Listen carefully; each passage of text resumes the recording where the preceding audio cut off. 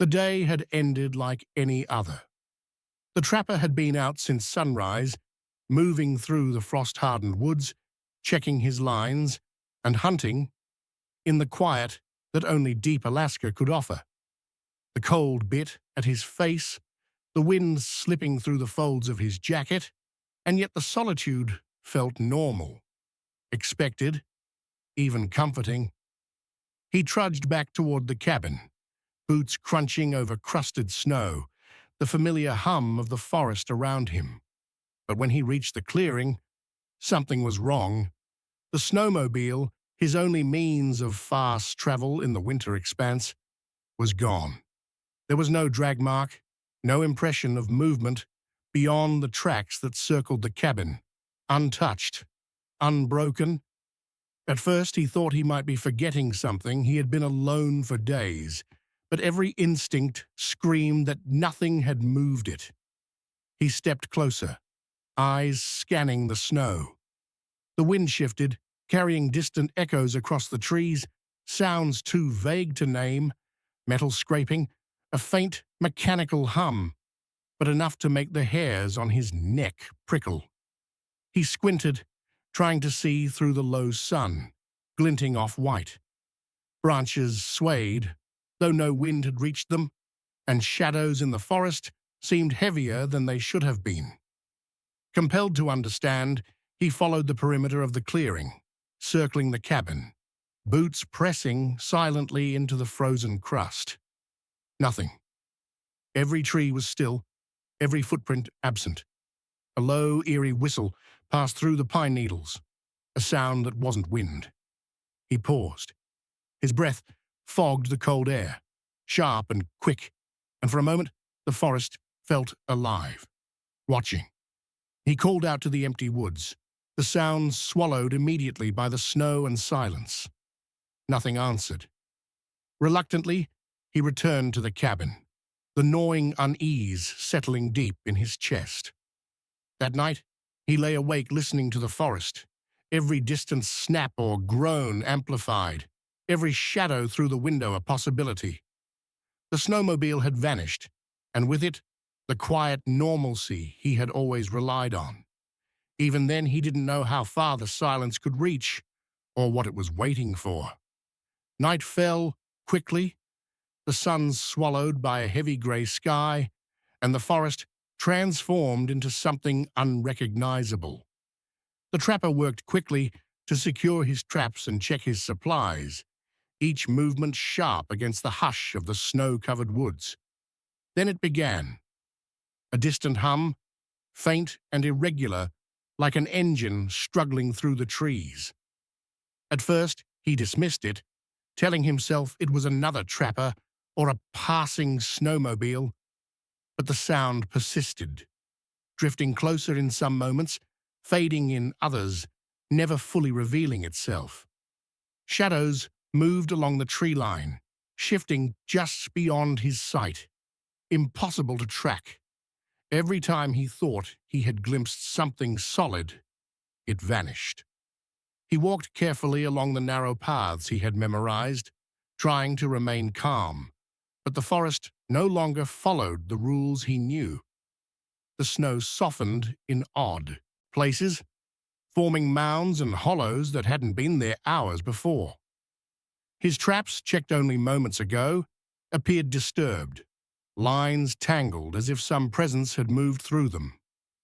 He bent to inspect, the crunch of his boots the only sound. Yet, he felt watched, the hum of the engine echoing unnervingly close. It was everywhere and nowhere at once. By the dim light of the moon, he noticed tracks forming strange patterns, curving and looping in ways that made no sense. They were too deep and deliberate to be animal, too erratic for a person. He tried following them, turning corners and climbing small rises, only to find they led nowhere, as if the forest itself had shifted to hide them. Fatigue weighed on him, the cold seeping through gloves and jacket, but curiosity and unease pushed him onward. He returned to the cabin hours later, boots wet, fingers numb and every nerve on edge, knowing that the sounds and the shadows would return once night fully claimed the land. The forest, he realized, was no longer just silent. It was watching, calculating, and waiting. Inside the cabin, the trapper thought he might finally feel safe, but the stillness pressed against him like a living thing. Snow drifted in unusual patterns outside, accumulating in corners and against the windows as if the forest itself was reshaping around the cabin. He checked the doors and windows again, pressing his ear to the walls, but nothing, no human footsteps, no winds strong enough to shift the glass. Yet he could feel a movement just beyond the walls. Shadows slid across the frosted panes, fleeting and impossible to pin down. And for the first time, he wondered if the woods had rules of their own, rules he could not follow. The whispers began, then carried on a sudden gust that rattled the old cabin boards. At first he thought the wind was bending in strange ways, forcing the sound through corners and cracks, but the syllables were deliberate, repeated, as if someone or something was trying to communicate. He traced each sound to every window, the echoes circling the cabin, never quite in the same place twice. He pressed his hand to the cold glass, snowflakes melting against his skin, and the shadows jerked away like startled birds. Every routine check brought nothing new, yet the tension mounted. The traps outside were untouched, the snow around the cabin pristine, except for fleeting impossible marks, half-formed footprints that didn't match the size or shape of any human. The trapper paced the interior, each creak of the floorboards amplified in the thick, icy air, the hair on his arms standing as if charged by electricity. Night deepened, and he realized the forest was no longer distant. It had arrived at the cabin's edge, breathing, circling, observing. When he finally sat down, exhaustion clawing at his limbs, he couldn't shake the feeling that unseen eyes had been following him all along, waiting for the moment he let his guard down. Determined to understand the source of the sounds, the trapper ventured back into the forest, following the distant hum that had haunted the night. The snow under his boots shifted strangely, soft in some places, icy and unyielding in others, as though the ground itself resisted his passage. Every tree seemed to twist, branches reaching unnaturally toward him, and landmarks he had memorized hours before had vanished, leaving him disoriented. The hum never left. It moved ahead of him, always just out of reach, its rhythm strangely deliberate, almost taunting. He pressed forward, fatigue gnawing at his limbs, each step heavier than the last. The forest seemed alive, the snow muffling all other sounds so that the hum dominated, filling every corner of perception. Shadows flickered at the edge of his vision, impossible shapes that shifted when he tried to focus. At times, he swore he glimpsed movement in the air itself, as if the forest bent to guide him deeper. The further he went, the less certain he became, whether he was following the tracks or being led. Hours passed. Snow fell steadily, erasing his path behind him, looping him back through areas he was sure he had already crossed. The hum's source remained elusive, a phantom always ahead, yet impossibly precise. His breath came in ragged puffs, fogging in the cold air, heart hammering with the realization that the forest had rules he could no longer read. Every instinct screamed to stop, yet he could not. The sound demanded pursuit. And in that pursuit, the trapper began to understand that the danger might not be what he could see, but what he had already walked past, waiting silently in the white silence. Through the thickening snowstorm, a silhouette appeared, vague at first, shifting in and out of view, a dark figure moving just beyond the trees. It was human-shaped, but the way it moved was wrong. Too fast, unnervingly precise, gliding over uneven snow as if the forest bent to carry it. Every time the trapper tried to approach, it slipped further into the storm, always just out of reach. Panic began to tangle with exhaustion, yet he could not turn back, compelled by the impossible motion of the figure.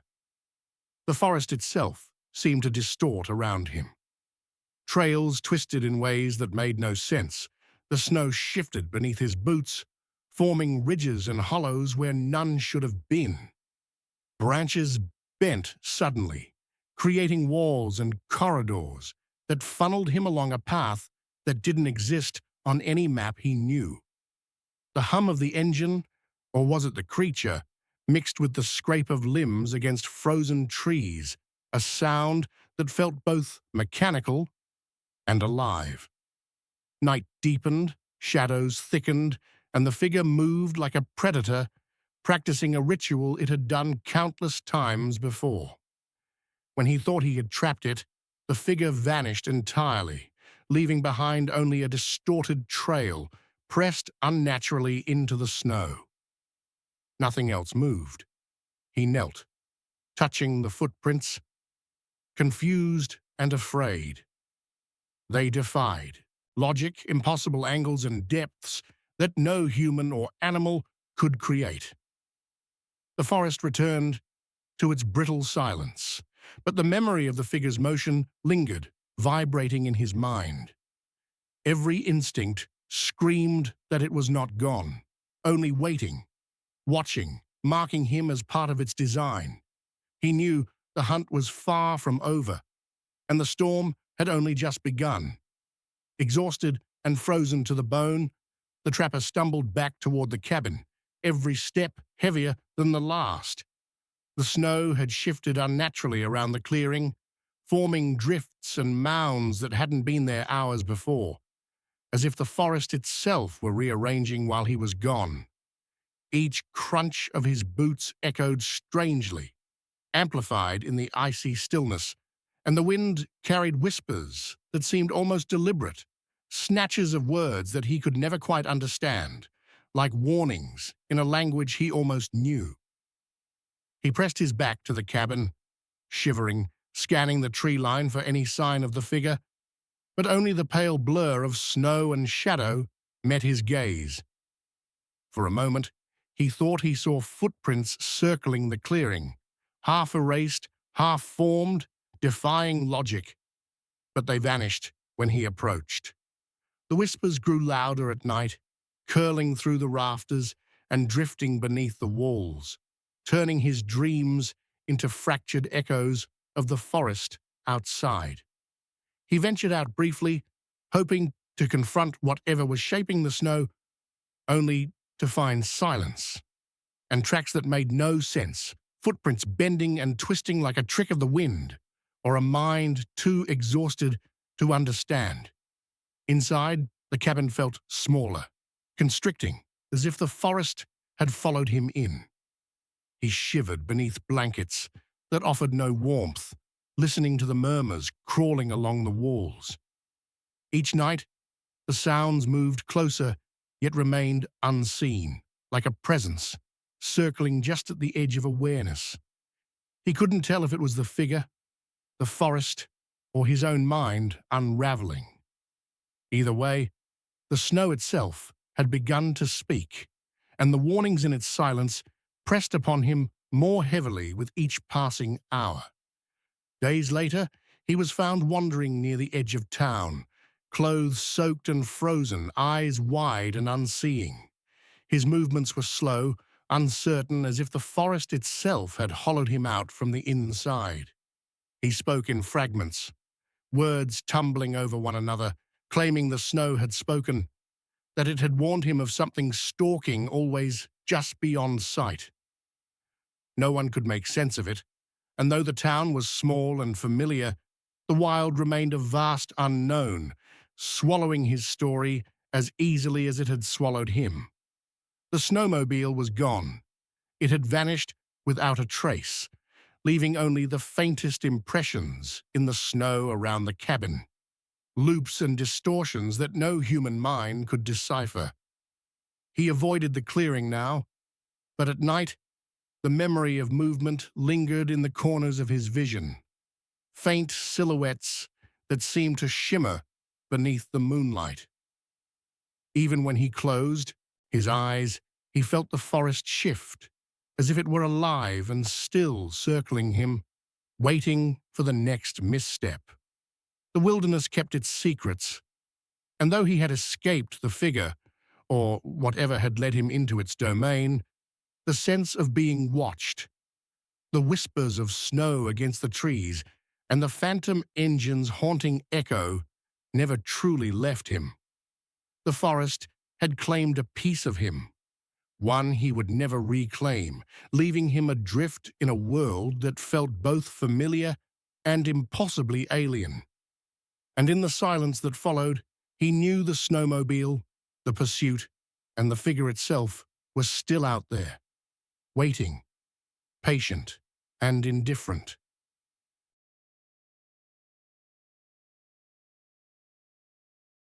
They arrived just as the last light was fading behind the tree line, the road crunching beneath the tires like brittle paper. The lodge sat alone on the frozen lake, its windows dark, smoke curling lazily from the chimney. Everything felt small against the vast whiteness stretching in every direction, and yet oddly, nothing moved. Snow clung to their boots as they stepped onto the porch, the cold sharper than anything they remembered from the city. The lake glimmered faintly under the thinning light, ice so smooth it looked like glass. Tiny flecks of movement caught the corner of their eyes, brief glimmers that disappeared if they tried to look directly. Shadows clung in the corners of the lodge, long and thin, though the sun had not fully set.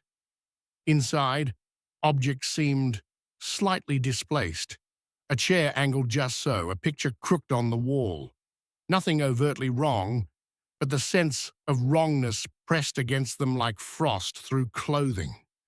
Later, as night fell and the first cold breaths of wind rattled the windows, something moved outside.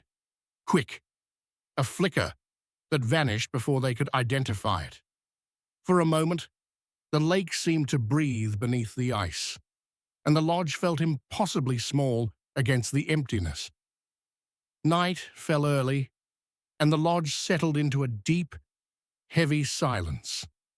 They moved from room to room, noting the soft crackle of the wood stove, the occasional groan of settling timber.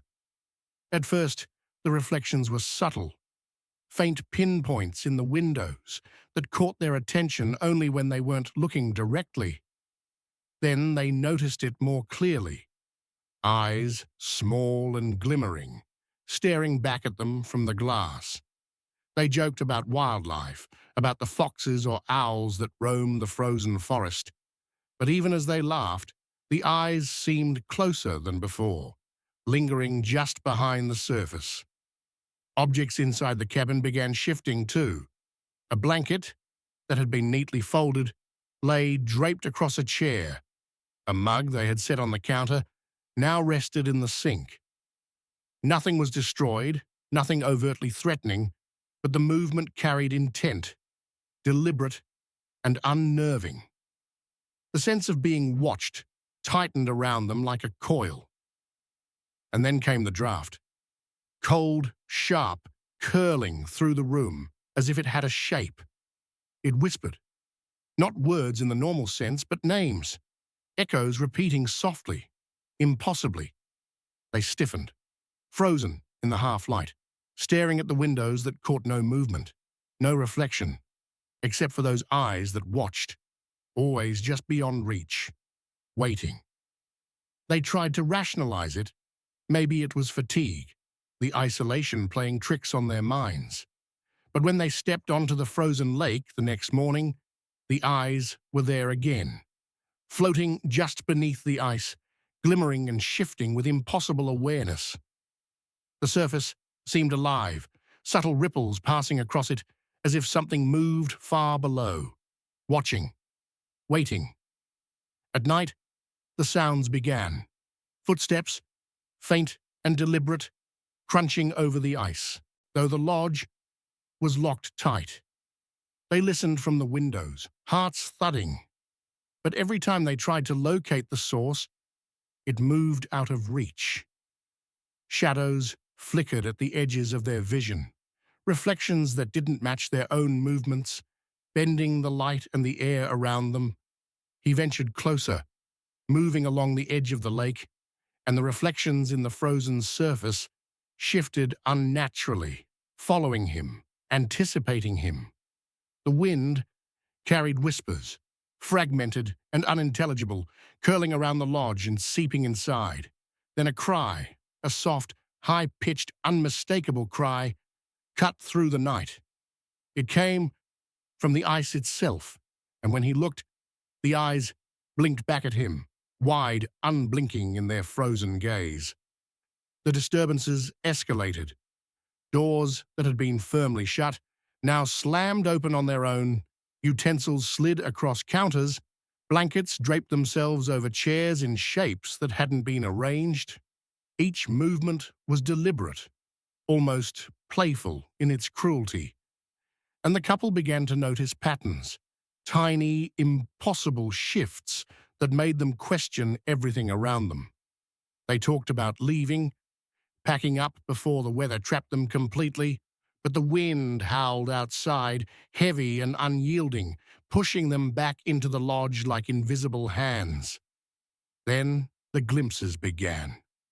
Eyes, not just in the windows or mirrors, but hers reflected in corners, in the ice-encrusted glass, in surfaces that shouldn't have reflected anything. They darted and disappeared whenever they tried to focus, mocking their attempts to understand. Fear seeped into every corner of the cabin, but the worst came with the night. She vanished. Not a scream, not a struggle, only icy footprints leading away from the lodge, curling across the frozen ground and disappearing into the darkness. He called her name until his voice was hoarse, but nothing answered. Only the wind, carrying the faintest echo of her presence, whispered through the cracks of the cabin, leaving him alone with the shifting shadows and the unblinking eyes that now seemed to follow him wherever he looked. He woke to silence, the kind that presses against your ears and fills the room with emptiness. She was gone. The bed beside him lay untouched, sheets cold, but no sign of struggle, no trace of her except the lingering chill that clung to the air. Panic pushed him forward, and he raced across the lodge, checking every corner, every window, every shadow. And finally, he found her. She lay on the frozen lake, encased in ice, eyes wide and staring, unseeing yet impossible to ignore. He knelt, hands trembling, reaching out, but she recoiled, as if a stranger had touched her. The ice beneath her rippled faintly, whispering in voices that made no sense, sounds layered with a coldness that seeped into his bones. Each crack and murmur made the night stretch longer, bending time around them, the wind carrying their names in distorted echoes. For a moment, he thought the world had stopped entirely. Only the lake remained alive, watching, breathing. The ice didn't just hold her, it was a conduit, a mirror of something beyond understanding. Every instinct screamed to run, yet some part of him was frozen there too, staring into those unblinking eyes, knowing that the cold would not release them, and that the watchers had only just begun. The lodge no longer felt like a refuge. Every shadow, every reflection, every glint of frost carried a presence. He ran through the rooms, desperate to escape, but the eyes were everywhere, embedded in the ice, caught in mirrors, glimmering from every corner. It wasn't just the lake anymore. The lodge itself seemed to watch, breathing in time with him, stretching the walls impossibly, as if the building itself had become a trap. He stumbled outside into the frozen night, heart hammering, but the eyes followed, circling the cabin, blinking in rhythm with the cracking ice. No matter which direction he turned, they waited, patient, unrelenting, impossible to lose. He dove across the snow, slipping into the shadows of the forest, yet even there, the glimmers haunted him at the edges of his vision. By morning, the sun rose pale over the frozen lake. The lodge remained, silent and ordinary to anyone who might see it. Yet he knew better. The eyes lingered, unblinking, watching, waiting. Somewhere beneath the ice, behind every reflective surface, they waited for the next visitor. Patient, relentless, and impossible to escape.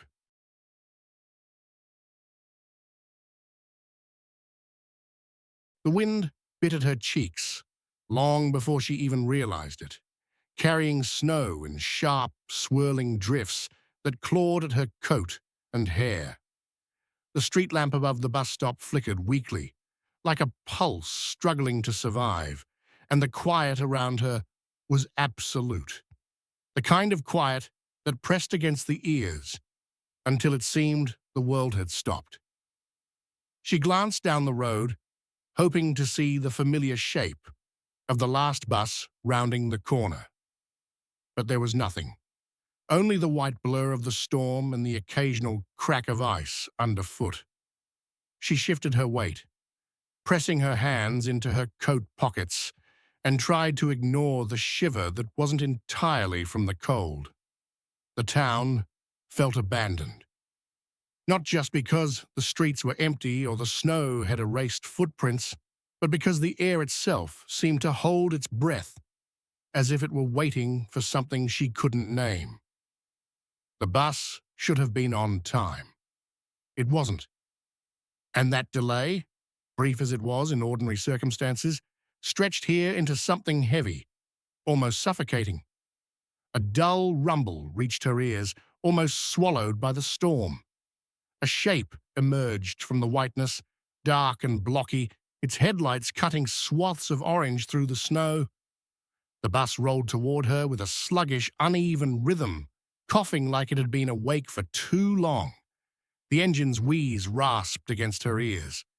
Its lights flickered in short bursts, briefly exposing the driver's eyes through the rearview mirror before they darted away again. She approached the open door, boots crunching in the fresh snow, and noticed something in the driver's posture. Shoulders tense, hands gripping the wheel too tightly. He kept glancing behind him, past the fogged windshield, as if anticipating something that would arrive any second. She hesitated, almost telling herself it was just the storm, just nerves, just the long day finally weighing her down. And yet, the unease settled into her chest, heavy and stubborn, like a stone pressing her ribs inward. The bus hissed as the doors opened, heat spilling in, faintly smelling of damp upholstery and something metallic like old coin or rust. She stepped inside and was hit by the contrast. Warmth, yes, but unnatural. It wasn't comforting, it felt close, stifling, a quiet that pressed against the skin.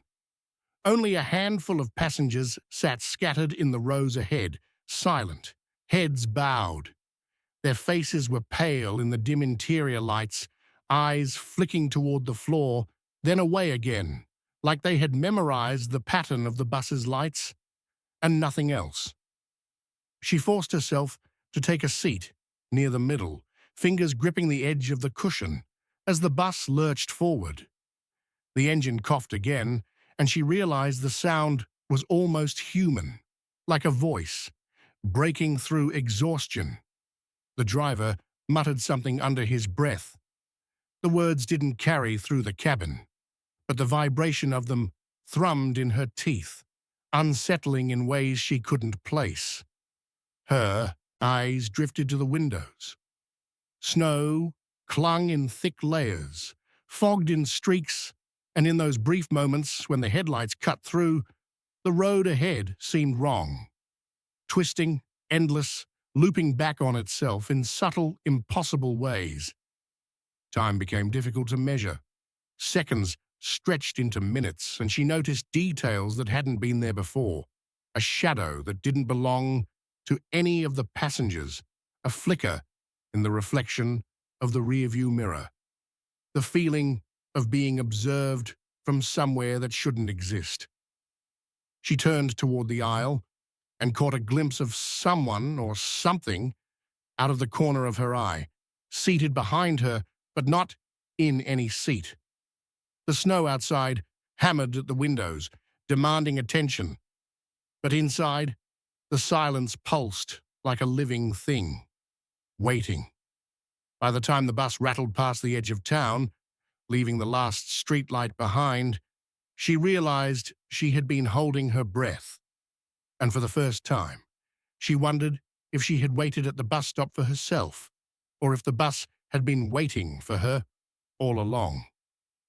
The engine's rasping cough faded into the storm, but the uneasy rhythm remained, threading through the cabin and pressing against her temples.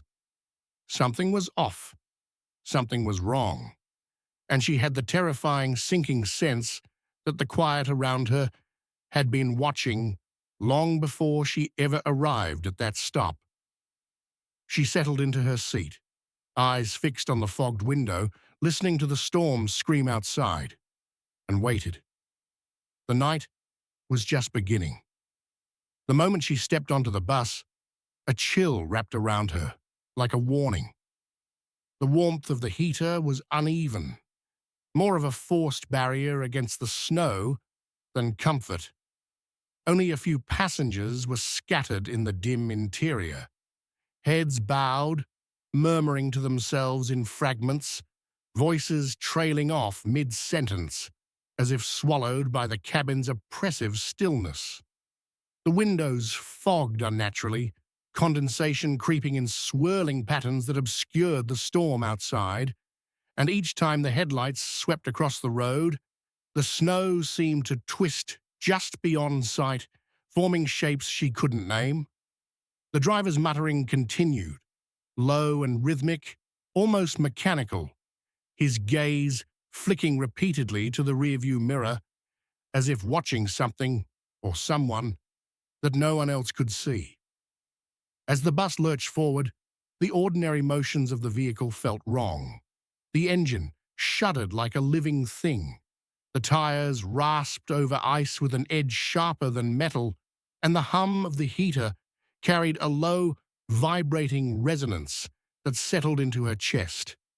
A faint smell of rust and damp upholstery mingled with the scent of snow seeping in from the cracked seals.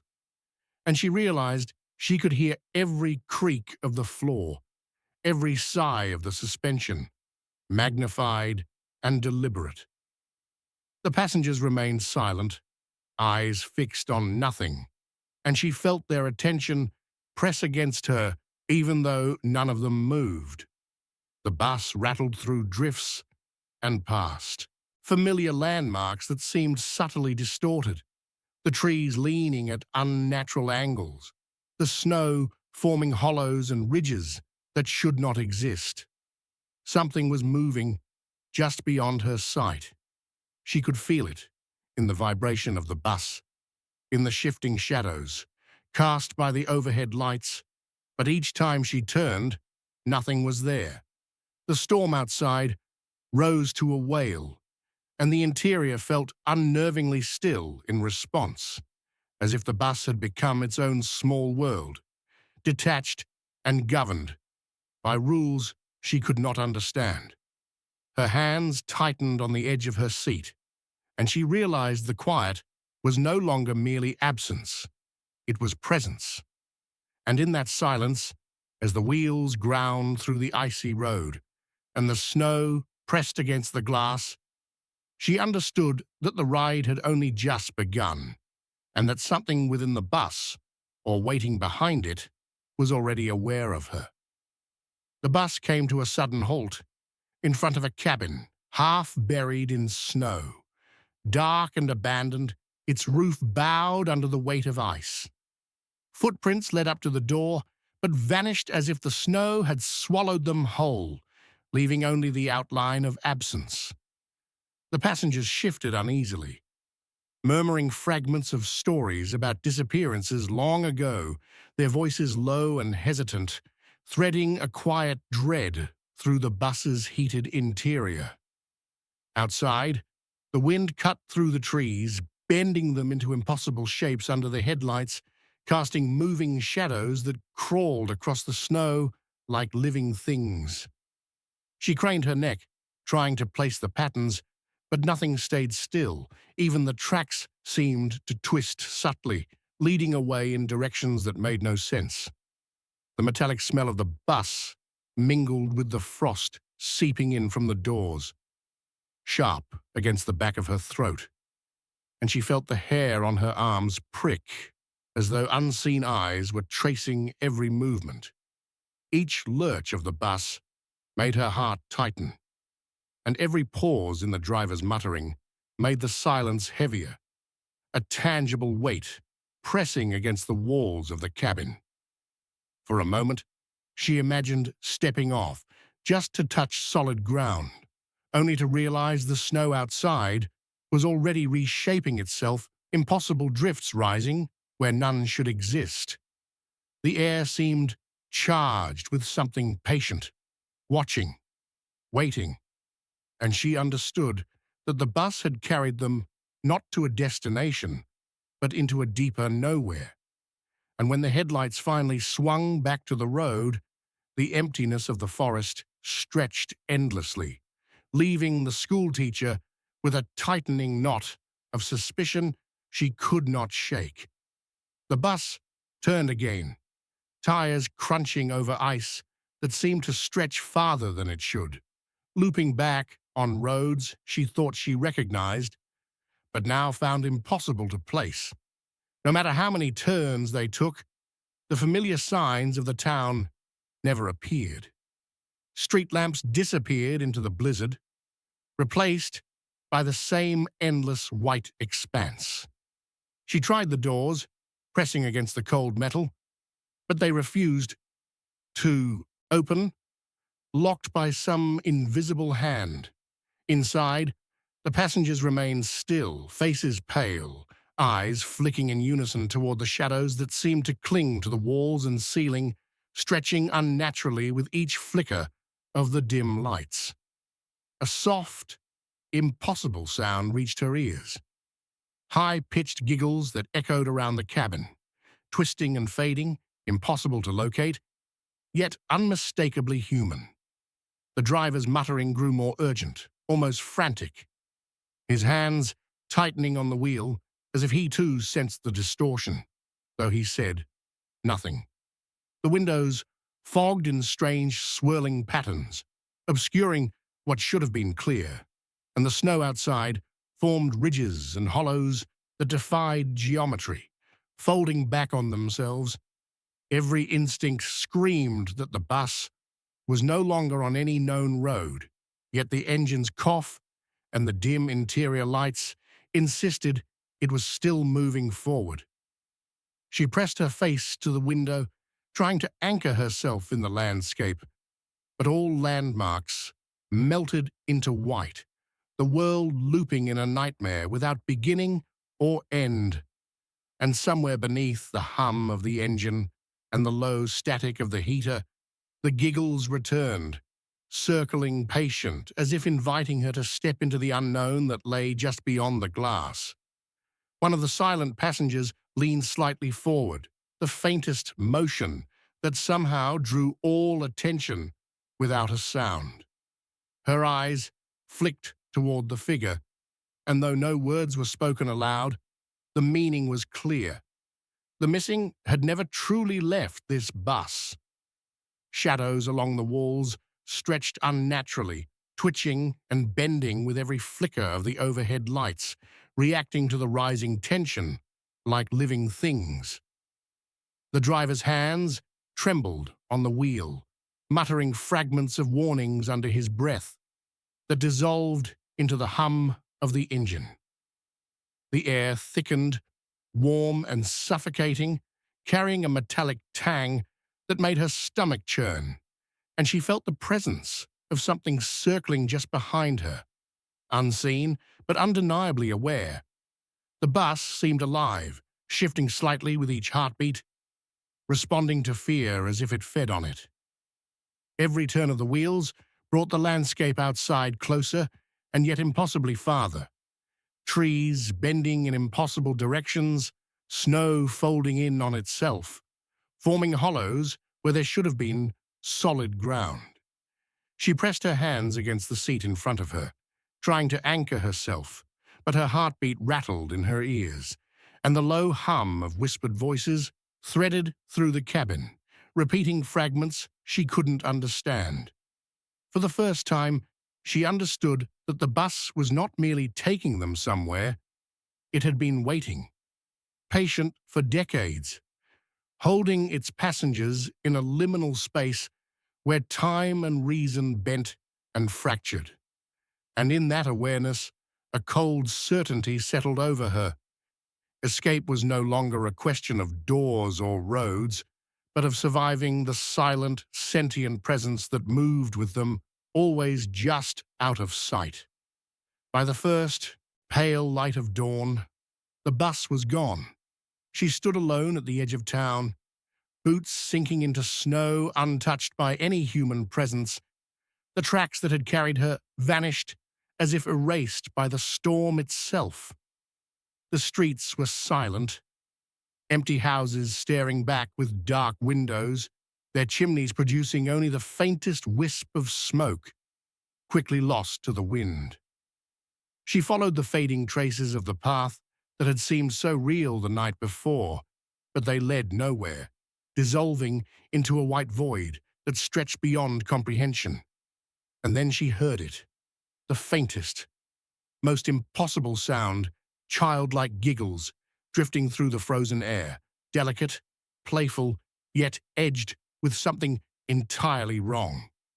She spun in every direction, but the sound had no source, moving with the wind, circling her, teasing her with the certainty that whatever had taken the bus and its passengers was still near. Every instinct screamed that the world she had known had never fully existed outside the bus, and that home, the road she had been chasing, might never have been real at all. She shivered against the cold and the realization that she was utterly alone, yet not alone. The unseen presence lingered, patient, and the blizzard's white silence wrapped her in the knowledge that some journeys never end, and some places are meant to vanish, leaving only the echo of impossible laughter in their wake.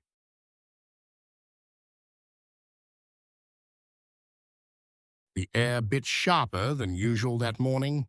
He had arrived before the sun even stirred above the tree line, boots crunching through frost-coated grass, the old river stretching out ahead like a slab of polished glass.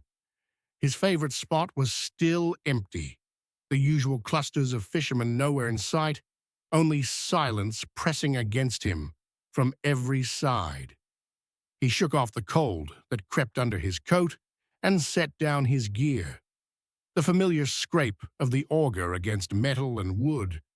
A comfort, he told himself, he still felt. At first, the wind was nothing more than wind, but then came the whispers, faint at first like the murmuring of distant men, joking in the fog. He told himself it was just that. The other fishermen, teasing. The kind of voices you convince yourself are harmless until you realize they're not. His breath hung in front of him, fog curling in the thin light, and the whispers circled his ears, barely audible, carrying syllables that seemed almost like names. He stopped, heart picking up, and tried to shake it off. Nothing moved on the river, but the chill on the back of his neck deepened, settling into the bones he knew too well from winters spent on the ice. The wind swirled differently here, curling around him like it wanted to push him somewhere. He tightened his gloves and bent to drill the first hole, the ice giving under the auger with a hollow, hollowing sound that echoed too long, too deep. The surface beneath the drill seemed ordinary enough, smooth, solid, unyielding.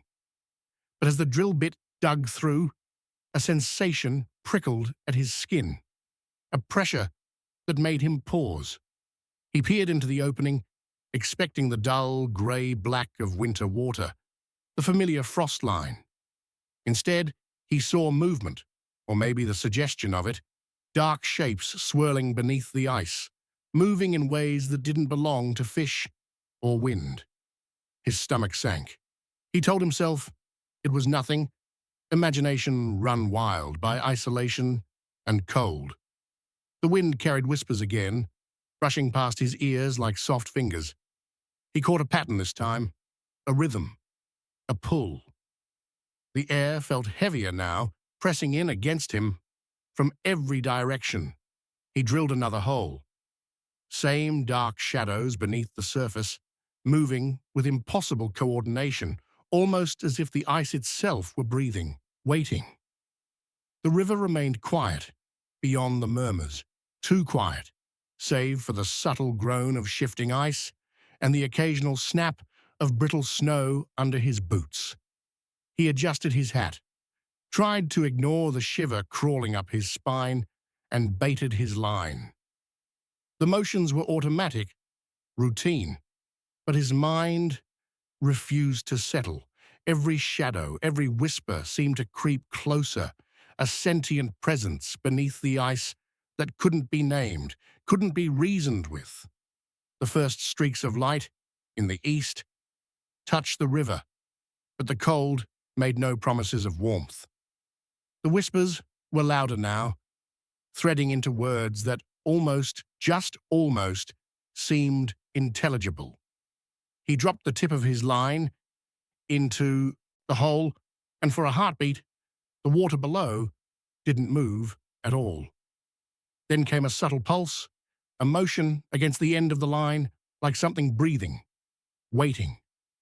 He recoiled, hands gripping the auger, eyes scanning the horizon for any sign of the other fishermen, anything that would ground him in reason. There was nothing. Only the river, the ice, and the faint chorus of whispers curling through the frozen morning. Every instinct warned him to leave, to run to the safety of the lodge, but he couldn't move.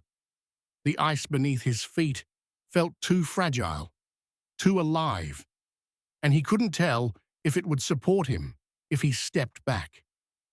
He drilled another hole, each turn of the auger a test of will. The water was darker here, swirling just beneath the surface. His breath rattled in his chest, and the wind carried another syllable, distinct and deliberate, brushing across his ear. He froze. The air was heavy, expectant, as though waiting for him to make a choice. Move closer or vanish. The sun was breaking fully now, painting the river in pale light, but nothing had changed. The shadows beneath the ice seemed to thrum, and the whispers lingered in the periphery of his mind. He set his auger down slowly, unable to leave, unable to stay fully. Something was there, below, watching, breathing with the river itself. And in that moment, he knew the day would not be ordinary, and the ice beneath his feet would demand more than he had ever given it. The whispers didn't stop. They wrapped around him now, threading through the frozen air with a clarity that made him hesitate at every movement. Words, or something like words, teased the edges of comprehension, curling into syllables that made his skin prickle. He scanned the river, half expecting to see other fishermen, voices and laughter, confirming some rational explanation.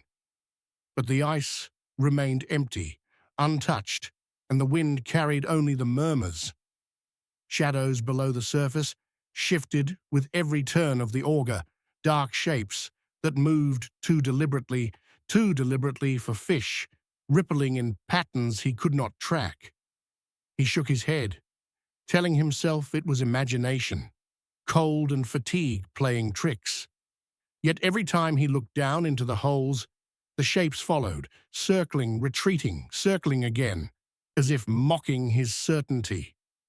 The wind carried a rhythmic pulse now, a low hum beneath the surface that matched the sway of the dark shapes, drawing his attention, tugging at him, insisting he watch.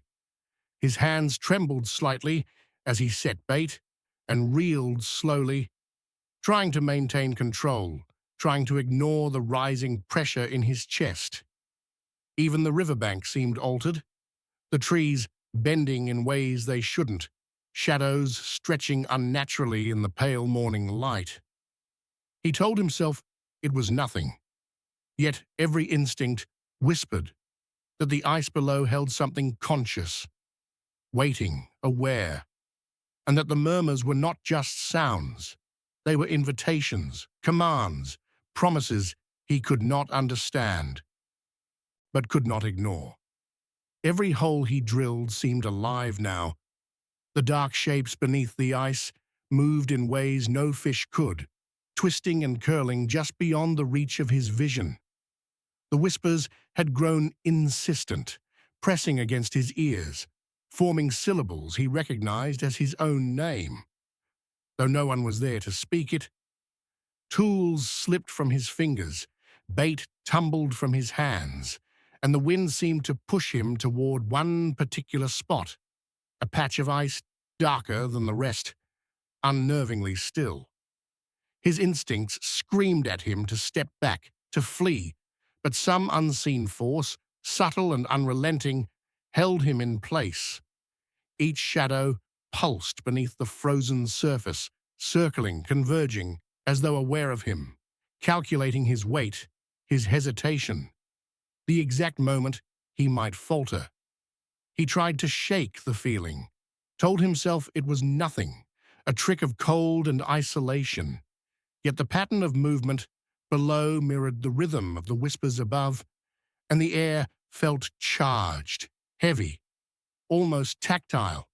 His heart thumped as the ice groaned faintly beneath him, the sound too low, too resonant, as though the river itself were exhaling. He bent over another hole, peering into the swirling darkness, and it responded, not with water or ice, but with something that shifted toward him, deliberate, patient, and waiting. The world had narrowed to shadows and murmurs, and the wind carried the weight of expectation. One wrong move, one hesitation, and he feared the ice might claim more than his balance.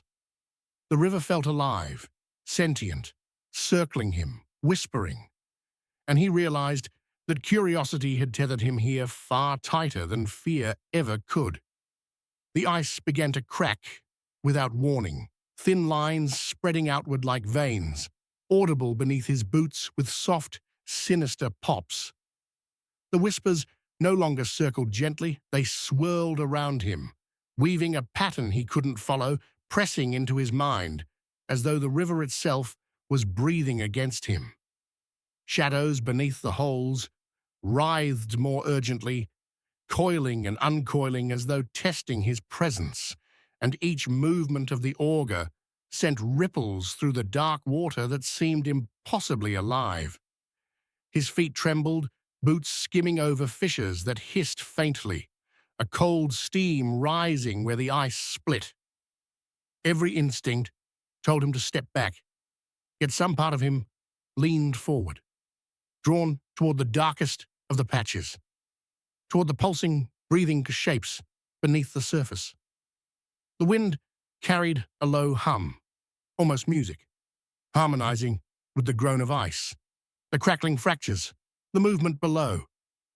He felt watched, not by another man, not by an animal, but by something patient and calculating, waiting to see if he would falter.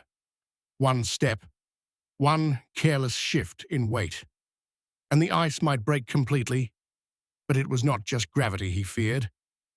Something alive waited under that frozen skin, and it knew him. His breath fogged in the icy air as he crouched over a widening crack, peering into its black heart, and the whispers pressed closer, urging, teasing, relentless. The river no longer felt like water and ice. It felt like a mouth, opening slowly, circling him, waiting for the moment he would sink. The wind carried something different now, a voice, low and deliberate, icy and precise, curling around his ears like smoke. It wasn't words he could understand, yet it commanded him, pushing him toward the edge of the cracks as if the river itself demanded obeisance. Shadows beneath the thin ice churned violently, circling, darting, tugging at the very edge of his vision. He resisted, planting his feet, gripping his auger, telling himself it was impossible, that the cold had fractured his mind. But the whispers pressed closer, tangible, almost solid, brushing along his skin, tracing the line of his spine. Every movement felt guided, every step predetermined, and the ice groaned beneath him in warning. The water below pulsed, black and alive, reflecting nothing of the morning sky, but hinting at something waiting, patient, aware.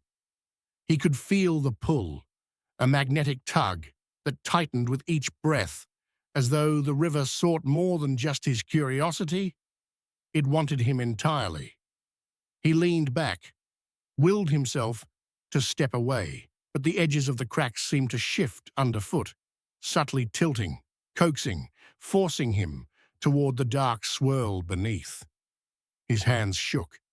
His breath formed dense clouds in the frigid air, fogging his vision. He realized with a sickening clarity that the ice did not just cover the water.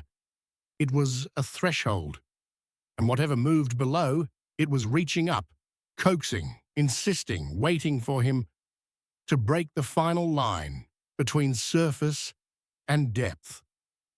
Darkness fell faster than it should have, swallowing the river in thick, inky shadows. The wind dropped, leaving a hollow silence broken only by the subtle groan of the ice beneath his boots. Then came the cracks, sharp, jagged, spreading outward with sudden violence. The shadows beneath the ice erupted in motion, swirling toward him with a hunger that made the water look alive, as if it had waited the entire day for this moment. Every instinct screamed to run, but the ice beneath his feet shivered, buckling slightly, a thin layer barely holding him above the frigid depths. The whispers intensified, layering into a chorus of voices he couldn't ignore. They weren't distant anymore.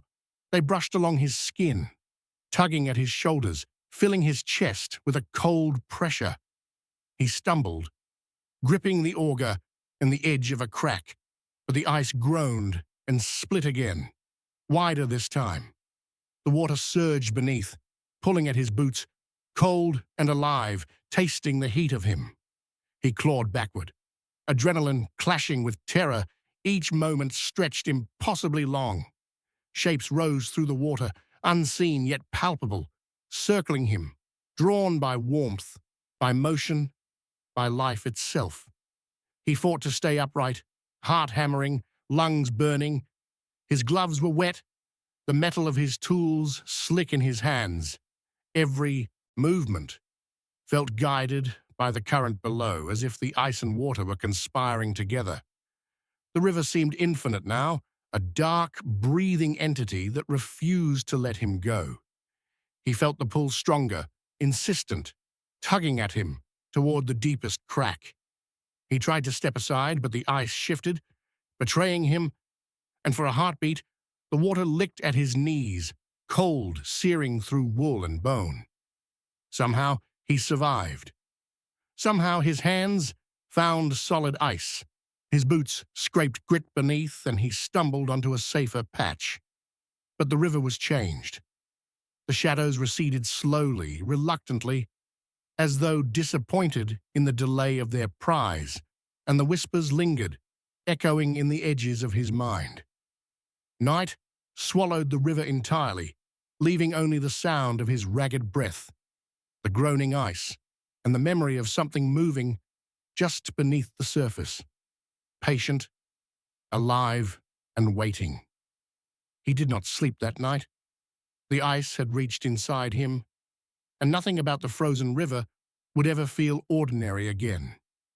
Morning arrived, and pale streaks over the river, the ice smooth and still as if nothing had moved the night before. The air was cold and clean, but beneath the quiet, something lingered, unseen, subtle, almost imperceptible. He survived, yes, but the whispers had not left. Every sound of the wind carried a fragment of them. Every ripple in the ice felt deliberate, as if the river itself remembered him, marked him.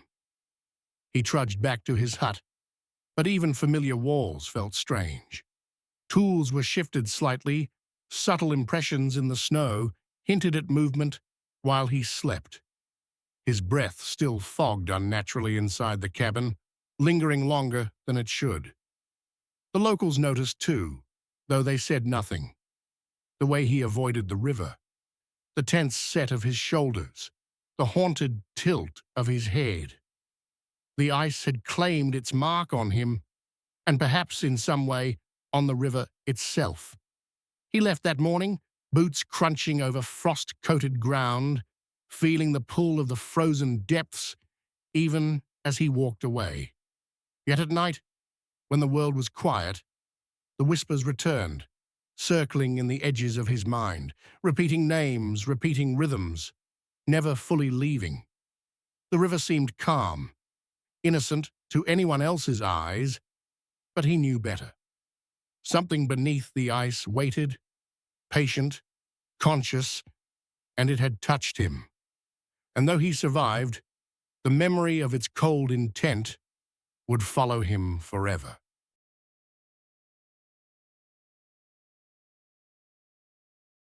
He had been driving for hours through winding roads blanketed in snow. The world outside, a blur of white and grey. The cabin appeared at the crest of a hill, tucked between dense pines and frost-laden oaks, almost hidden from view. Excitement bubbled in his chest.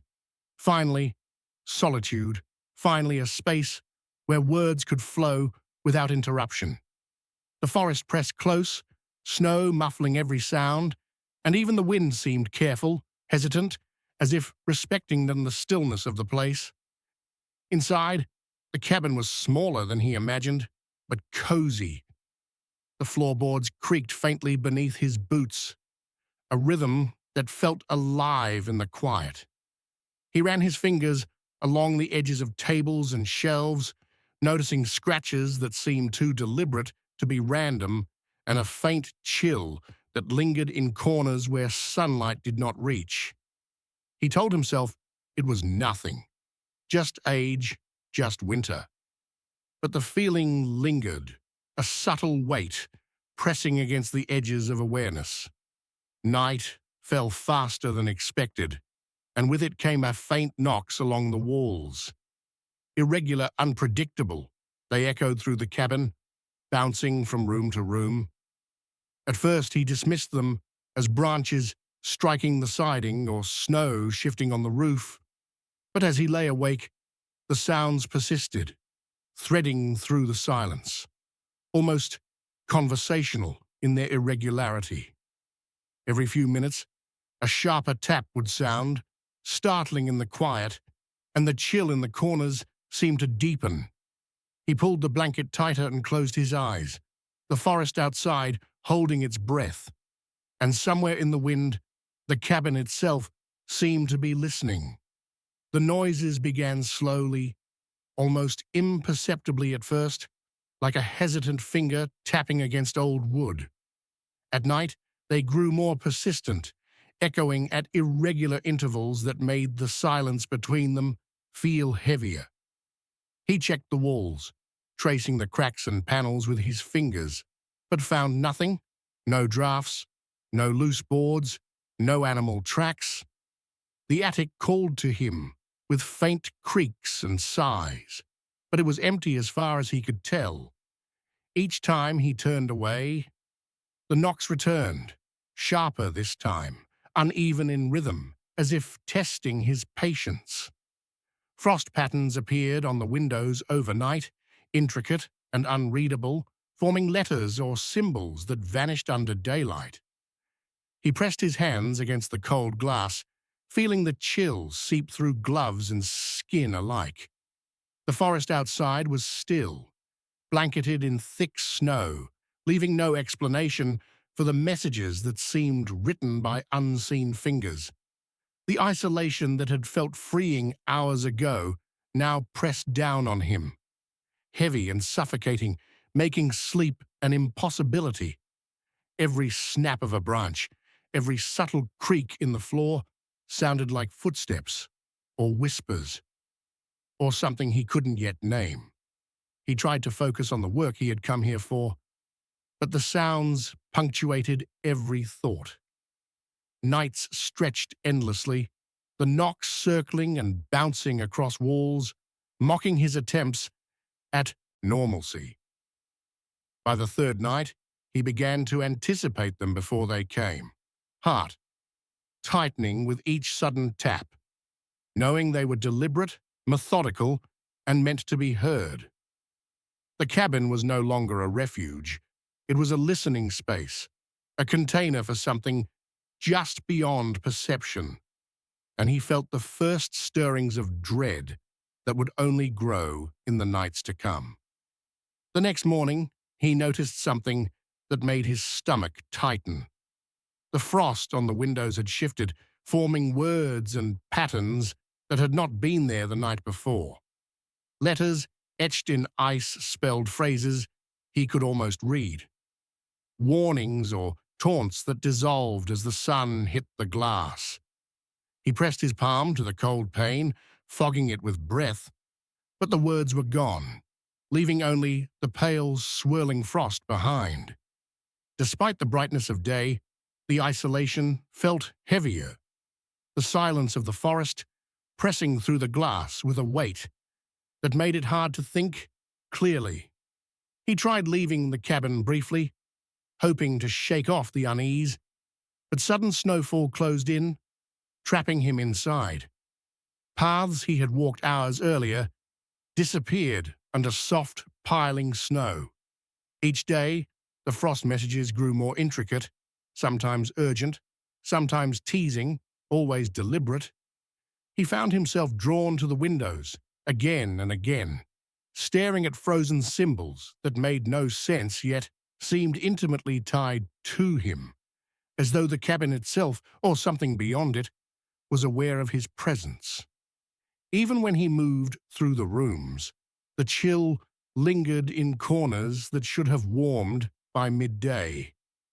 The floorboards creaked under careful steps, and shadows clung to walls in ways that felt unnatural. Every sound was amplified. Every shift in the wind felt like an attempt at communication, and every glance toward the frosted glass left him with the unsettling certainty that someone, or something, was waiting, watching, and willing the frost to speak in its own cryptic language. The cabin was no longer a shelter. It was a vessel for messages he could neither fully comprehend nor ignore. The first night the footsteps began, he thought it was imagination, a trick of the wind or an old cabin settling under the weight of snow. But as the hours stretched, the sound became undeniable. Soft, measured pacing directly above his bedroom ceiling. Each step followed a strange rhythm, deliberate and unnerving, moving back and forth as though something invisible was circling him, watching, waiting. He tried to ignore it, burrowing under blankets, but sleep slipped further away, replaced by the tight coil of unease in his chest. Objects in the cabin began shifting subtly overnight. A chair he had left by the stove faced the wall in the morning. Papers were rearranged on the desk, and small items he was sure he'd placed in one spot appeared elsewhere.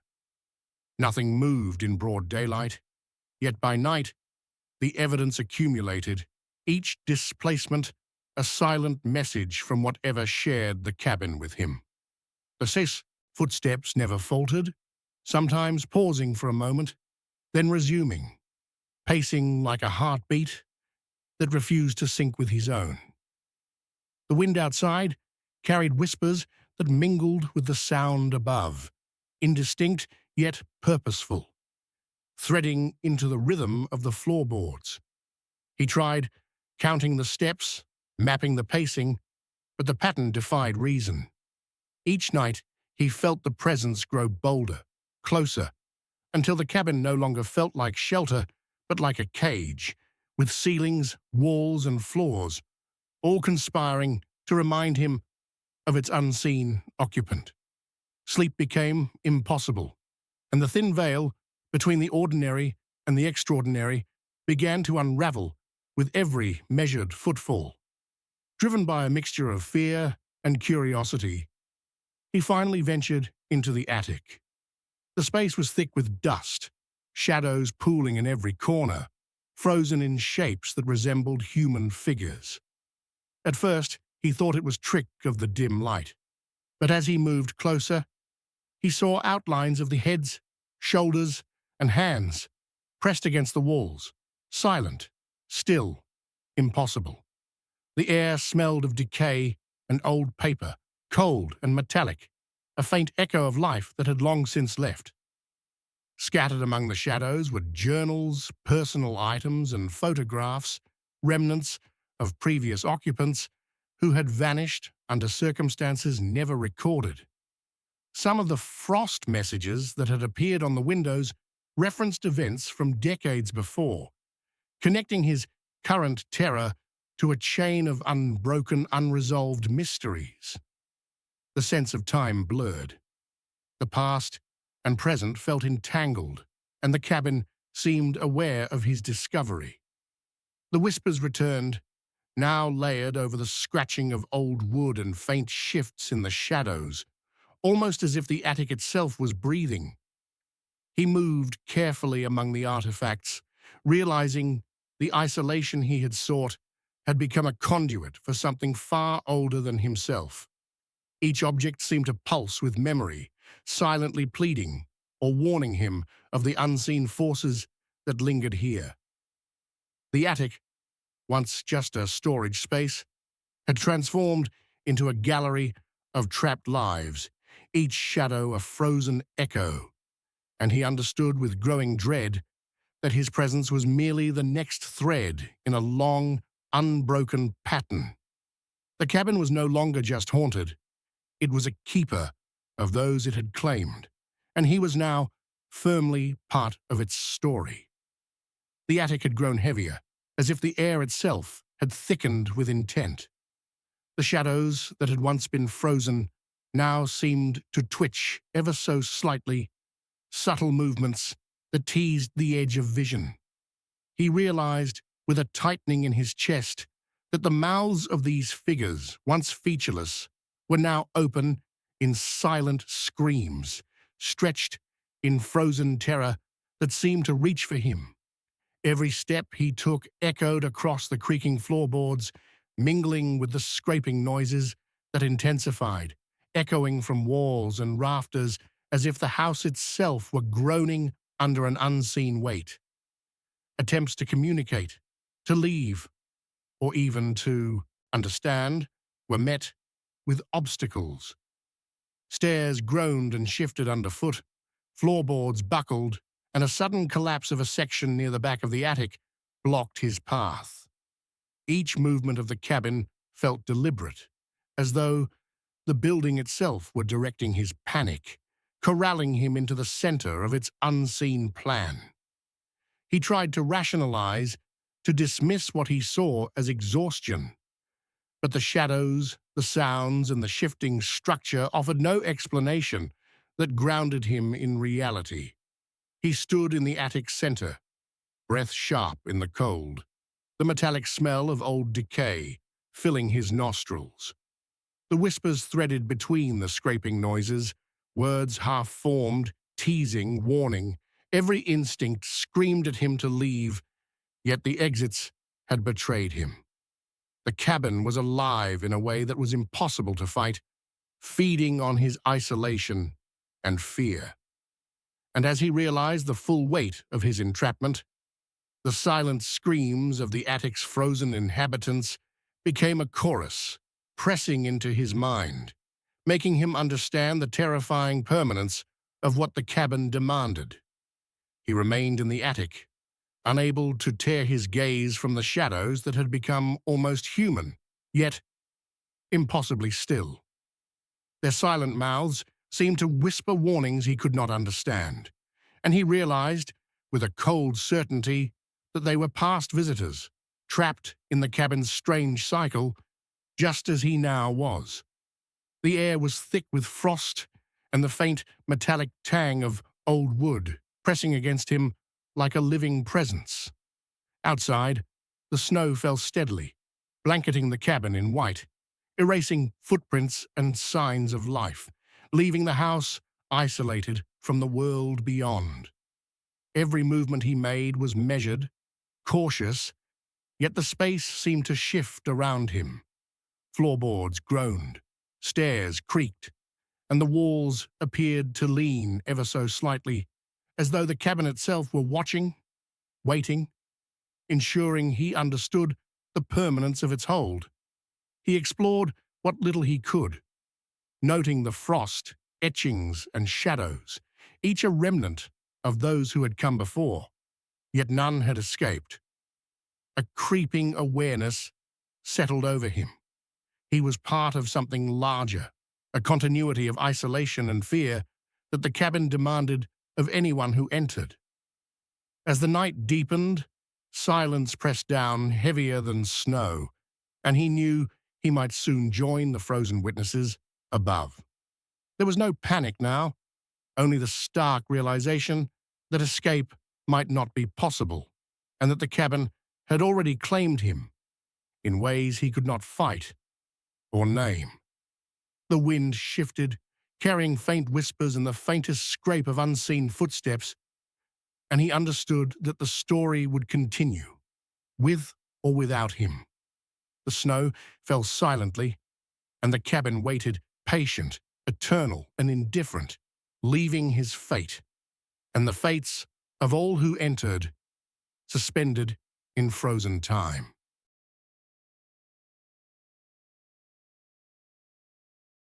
The trail opened into a vast expanse of white, the snow so pristine it almost seemed unnatural.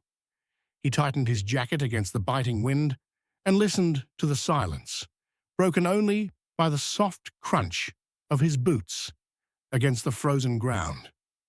The trees stood like frozen sentinels, their branches heavy with ice, and for a moment everything felt still, perfect, almost serene. He thought of the solitude he had craved, the quiet escape from the crowded town, and for a while it was exactly that. Then he noticed them. Footprints, irregular and impossible, pressing into the snow.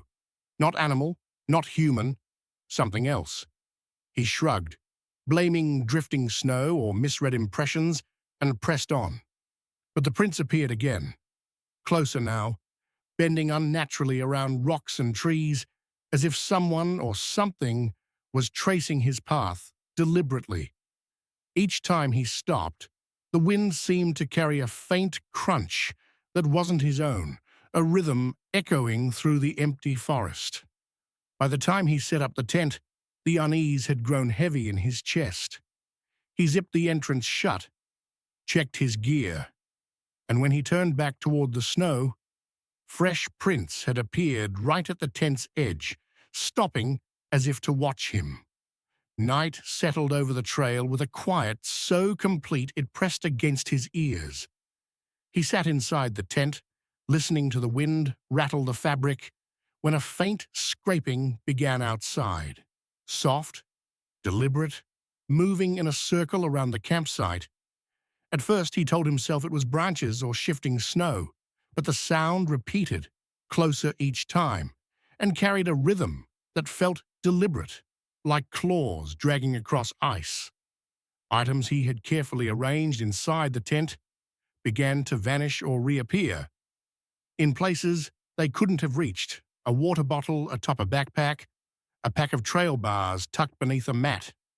Each shift made him start, every small movement feeling like a warning he couldn't fully read. He unzipped the flap and stepped out, breath fogging the air, scanning the shadows cast by his headlamp. The snow glittered, untouched, except for the tracks he had been following, yet shadows moved at the edge of his vision, vanishing whenever he turned to look directly. And then it came. A sharp crack, so close it seemed to slice through the thin fabric of the tent itself. He froze, heart pounding, staring into the darkness, knowing something had just arrived, waiting, patient outside, impossible to see but unmistakably there. He moved along the trail in the pale light of morning, but the forest no longer felt empty. Shadows shifted at the edge of his vision, flickers that vanished when he turned his head. Every step seemed anticipated. The footprints in the snow reappeared ahead of him, bending unnaturally around rocks and stumps, as if the path itself were being watched and manipulated. The crunch of ice beneath unseen feet echoed faintly behind him, mingling with the snap of branches, whispers carried on the wind that sounded almost like a warning. The air grew colder with each mile, sharp against his lungs, carrying a metallic scent that set his teeth on edge. He forced himself to focus, telling himself it was fatigue, the isolation twisting perception, but a gnawing dread persisted. And then, fleeting, almost invisible, a silhouette crossed the trail ahead. It froze for a heartbeat, limbs elongated and unnatural, before vanishing into the snow. He stopped, straining to catch it, heart hammering. But there was nothing. Only the quiet, the tracks, and the sense that something, patient, relentless, was following, waiting for the moment he would let down his guard. The night stretched long and silent, but the sounds around him grew impossible to ignore. Scraping and crawling noises traced circles around the tent, shifting in the space as though the forest itself had grown conscious. Inside, objects moved on their own. Gear disappeared. Food vanished, leaving icy residue where it had rested moments before. Every time he dared to glance toward the flap, shadows shifted, too quick and precise to be accidental. He realized, with a tightening in his chest, that he was being hunted, deliberately, and that whatever it was had learned to anticipate him. He unzipped the tent, stepping into the frozen night, and froze. There, just outside the entrance, a shadow crouched, mid-crawl, limbs elongated and strange, its form obscured by the darkness but undeniable. He dared not move, the crunch of his own boots sounding like an alarm. The wind howled through the trees, carrying faint whispers that didn't belong to the forest, as if the ice itself were breathing, listening, plotting. He pulled the flap closed, heart pounding, knowing that the creature had marked him, patient and unblinking, waiting for the moment it would strike. He woke to the sharp sting of cold and the eerie stillness that seemed to press against his chest. Outside, the snow was undisturbed, except for one set of prints leading directly toward him. At the edge of his vision, he caught movement, fleeting but undeniable.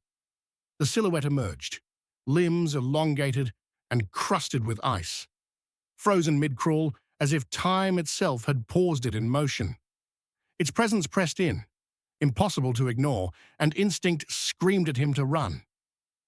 He dove across the snow, sliding down a ravine, the crunch of ice and scraping following behind him. Relentless.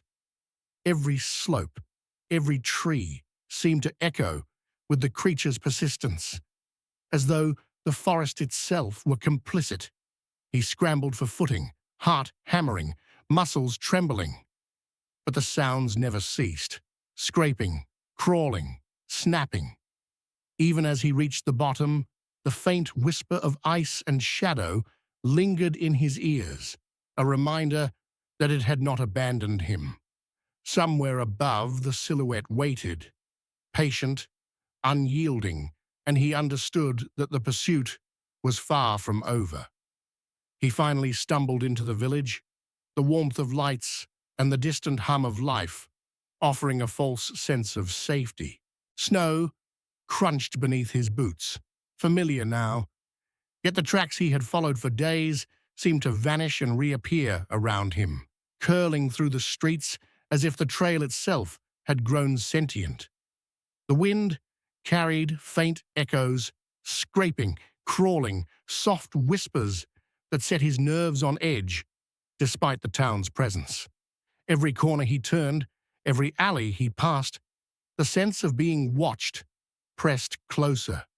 Shadows flickered where there should have been none, and for a moment he glimpsed the elongated limbs, the ice-crusted skin, lingering at the edge of his vision. He ran, calling out, but no one answered. The creature, or whatever had stalked him, had survived the wilderness, patient and unblinking, leaving the town itself tainted with its presence. Even as he reached the outskirts, the snow beneath him seemed to pulse with movement, tracks reappearing where there should have been none. The trail was not finished, and he knew with a certainty that chilled him to the bone that it would wait, silent and patient, for the next hiker who dared to follow its path.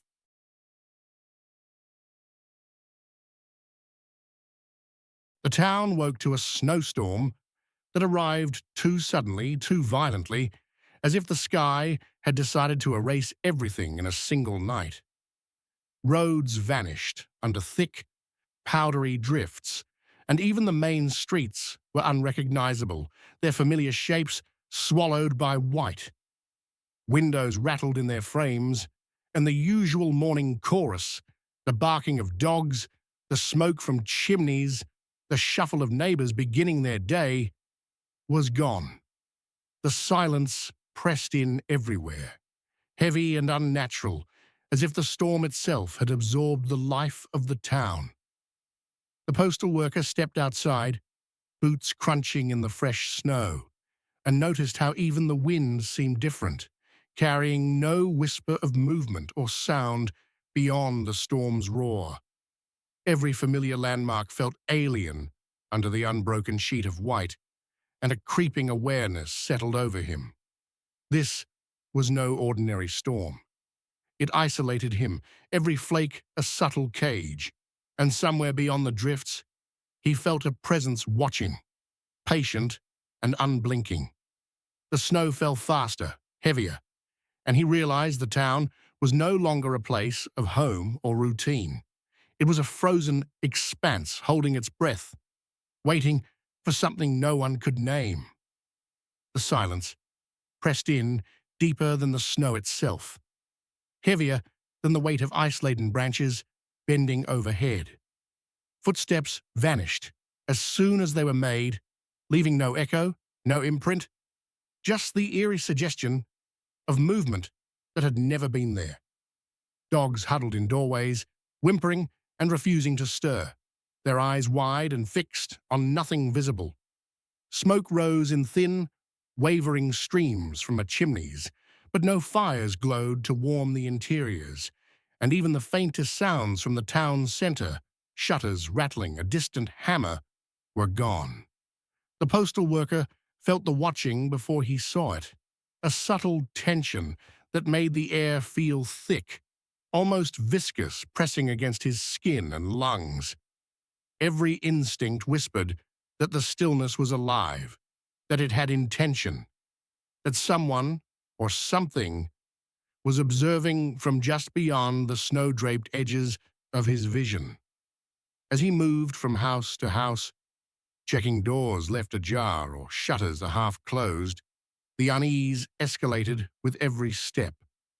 The world he thought he knew had been muted, its life drained, leaving a town that seemed to exist only in the storm's grip and in the patient gaze of whatever waited silently in the whiteness.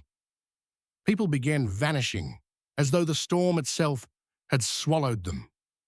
Doors stood open, swinging gently in the wind, meals left untouched on tables, chairs pushed back as if someone had stepped away and never returned.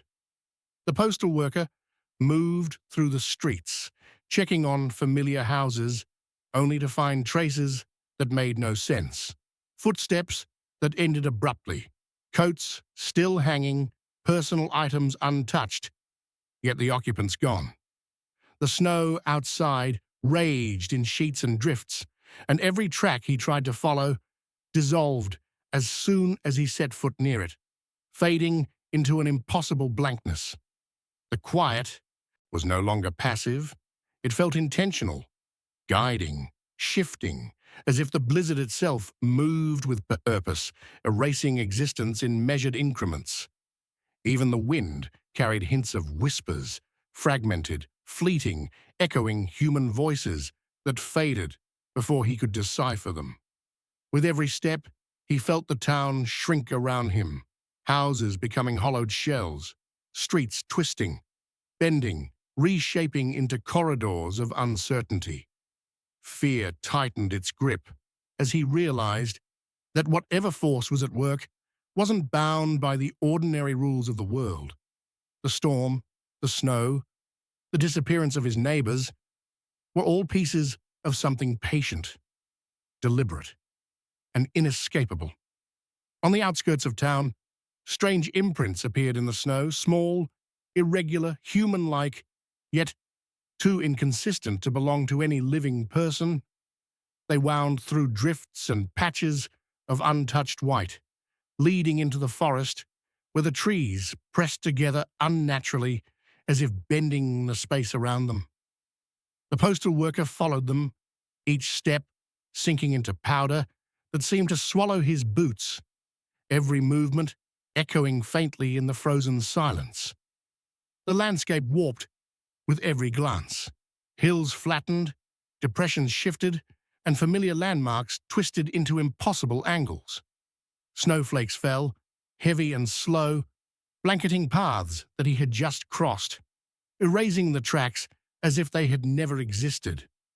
A whisper of wind carried a faint echo of footsteps not his own, circling around him, teasing his ears with the suggestion of others nearby.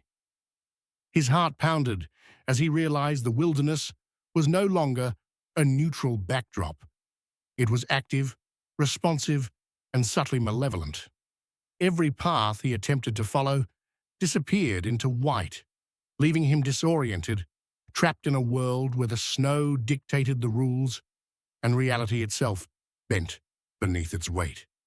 The imprints multiplied, circling back in patterns that made no sense, tracing loops that defied logic, hinting at unseen eyes that followed his every movement. Whispers drifted on the wind, faint but unmistakably human, fragmentary voices calling out in tones that seemed both distant and impossibly near.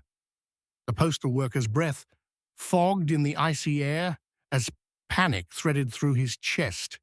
Every direction he turned offered only more snow, more impossible tracks, and the unshakable sensation of being watched. Attempts to leave the outskirts failed. The forest bent, hills rose where they had been flat, and every road leading back to town dissolved into endless white. The blizzard was no longer a storm, but a barrier, a trap enclosing him, shaping the world according to rules he could not comprehend. Even familiar trees and rocks shifted subtly, erasing any hint of continuity, while the whispers multiplied, threading through the wind in patterns he could neither predict nor escape. It became clear that the town itself might have already been consumed, pulled into some invisible presence that worked quietly, deliberately, erasing reality one step at a time.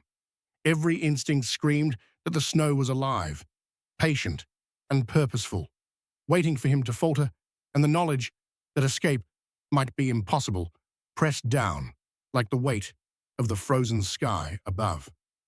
By dawn, the town lay emptied and still, every street and house frozen in quiet, untouched, yet lifeless. The tracks that had once guided him disappeared into the white, leaving no evidence of the vanished neighbors, no hint that they had ever existed. Smoke rose lazily from chimneys, fading almost immediately into the blizzard's breath, and the wind carried an eerie cadence, a soft, impossible rhythm that suggested whispered voices circling just out of reach. The postal worker stood amid the snow, heart hammering, boots sinking into the untouched drifts, hearing only the faintest murmurs that could have been human, or the illusion of them. The world around him felt suspended, paused in a moment that should have been ordinary, yet was now impossibly wrong. Every instinct told him that the town, the snow, and the vanished people were bound to something unseen, something patient, waiting, and eternal. And as the wind twisted through the empty streets, carrying with it the ghostly echo of presence without form, he realized with cold clarity that some things were never meant to return, and some silences were not meant to be broken.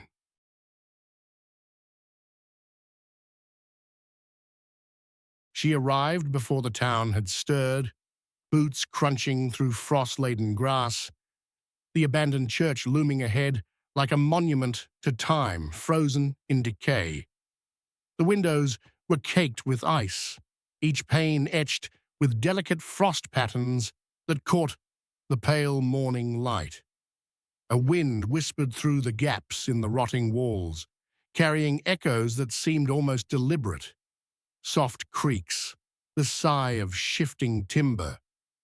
But something about them felt alive, as though the building had been holding its breath, waiting for her. She paused at the threshold, hands brushing against the splintered doorframe, and the first rhythm struck her. A cadence low and steady, faint at first, pulsing in time with her own heartbeat, threading through the empty nave. It was subtle, almost imperceptible, but unmistakable. A chorus hidden within the shadows, and for a moment she wondered if the church itself had begun to breathe.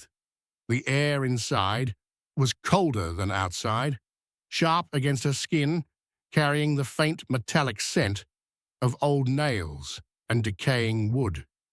Frost clung to every surface, glimmering faintly under the morning light, and the echoes of movement seemed amplified, bouncing in impossible ways off walls coated with ice. She told herself it was just the wind, the old building settling after decades of abandonment. But the rhythm persisted, unyielding, threading through every creak and groan. As she stepped further inside, the chants became slightly clearer, looping and layering over themselves like an invisible choir warming up. It wasn't just sound, it was presence, something ancient, waiting, deliberate, and it moved with her, circling in the frost-laden air.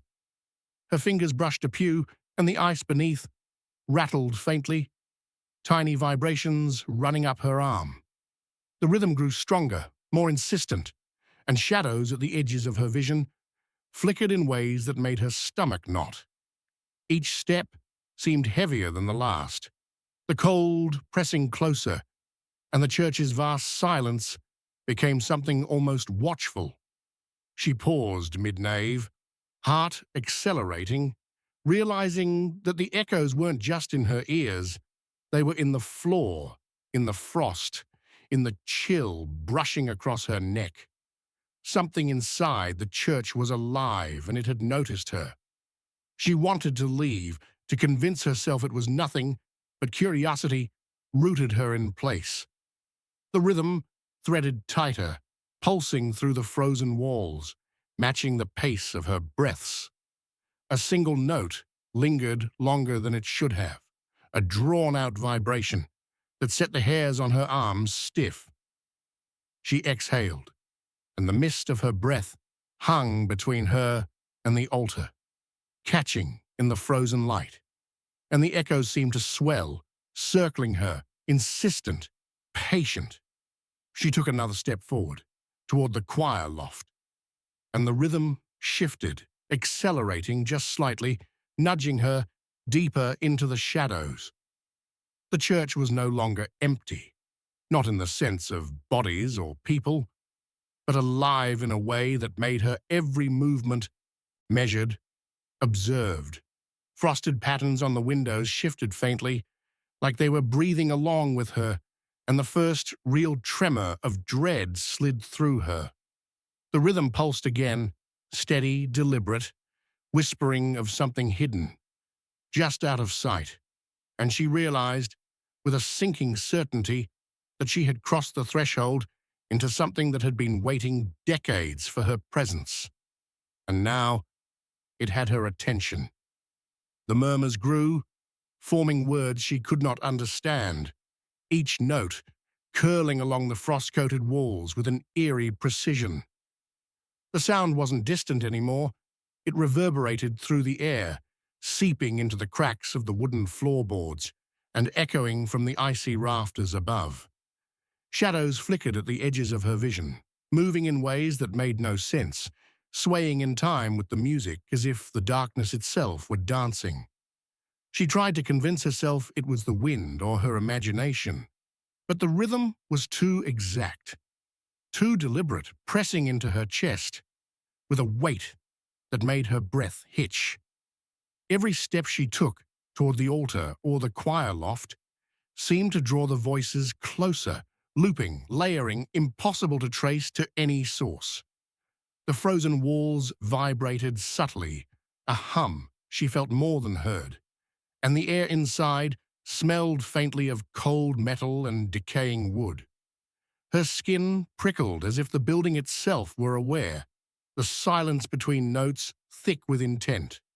At one point, she paused, mid-nave, hands brushing the icy pews, and for a heartbeat, the room was still.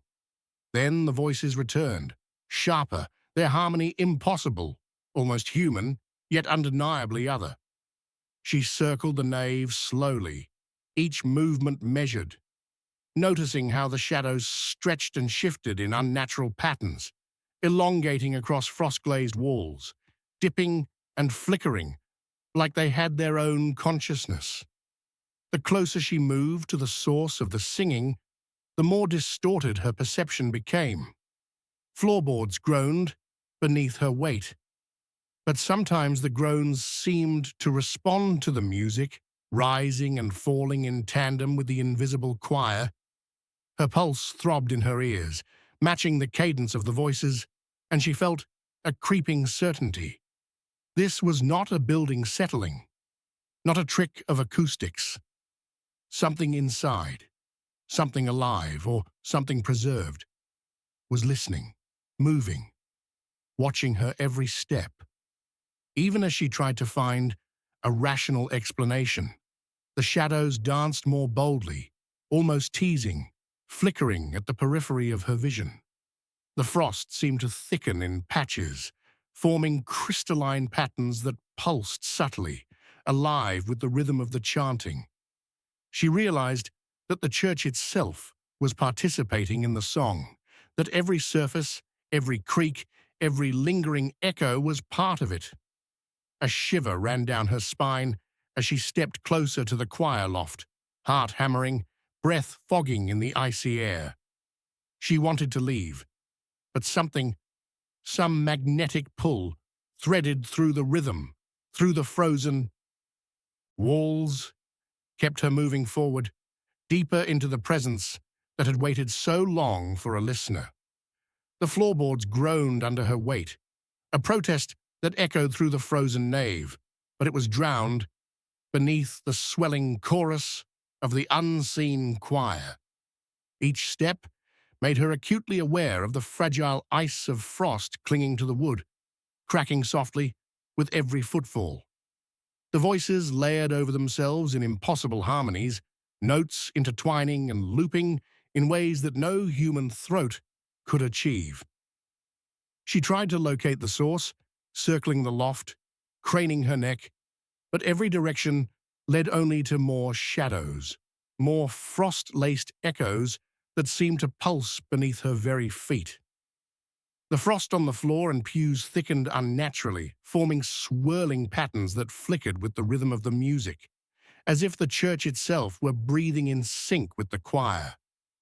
Her boots left shallow impressions in the ice, but the markings seemed to vanish when she looked away, erasing any trace of where she had been. Every attempt to focus only deepened the disorientation. The walls warped slightly, shadows shifting independently of the light, and the cold felt like a physical presence pressing against her shoulders. The voices crescendoed, layering in impossible combinations, and she felt herself drawn toward the loft steps, drawn into the rhythm she could neither resist nor understand.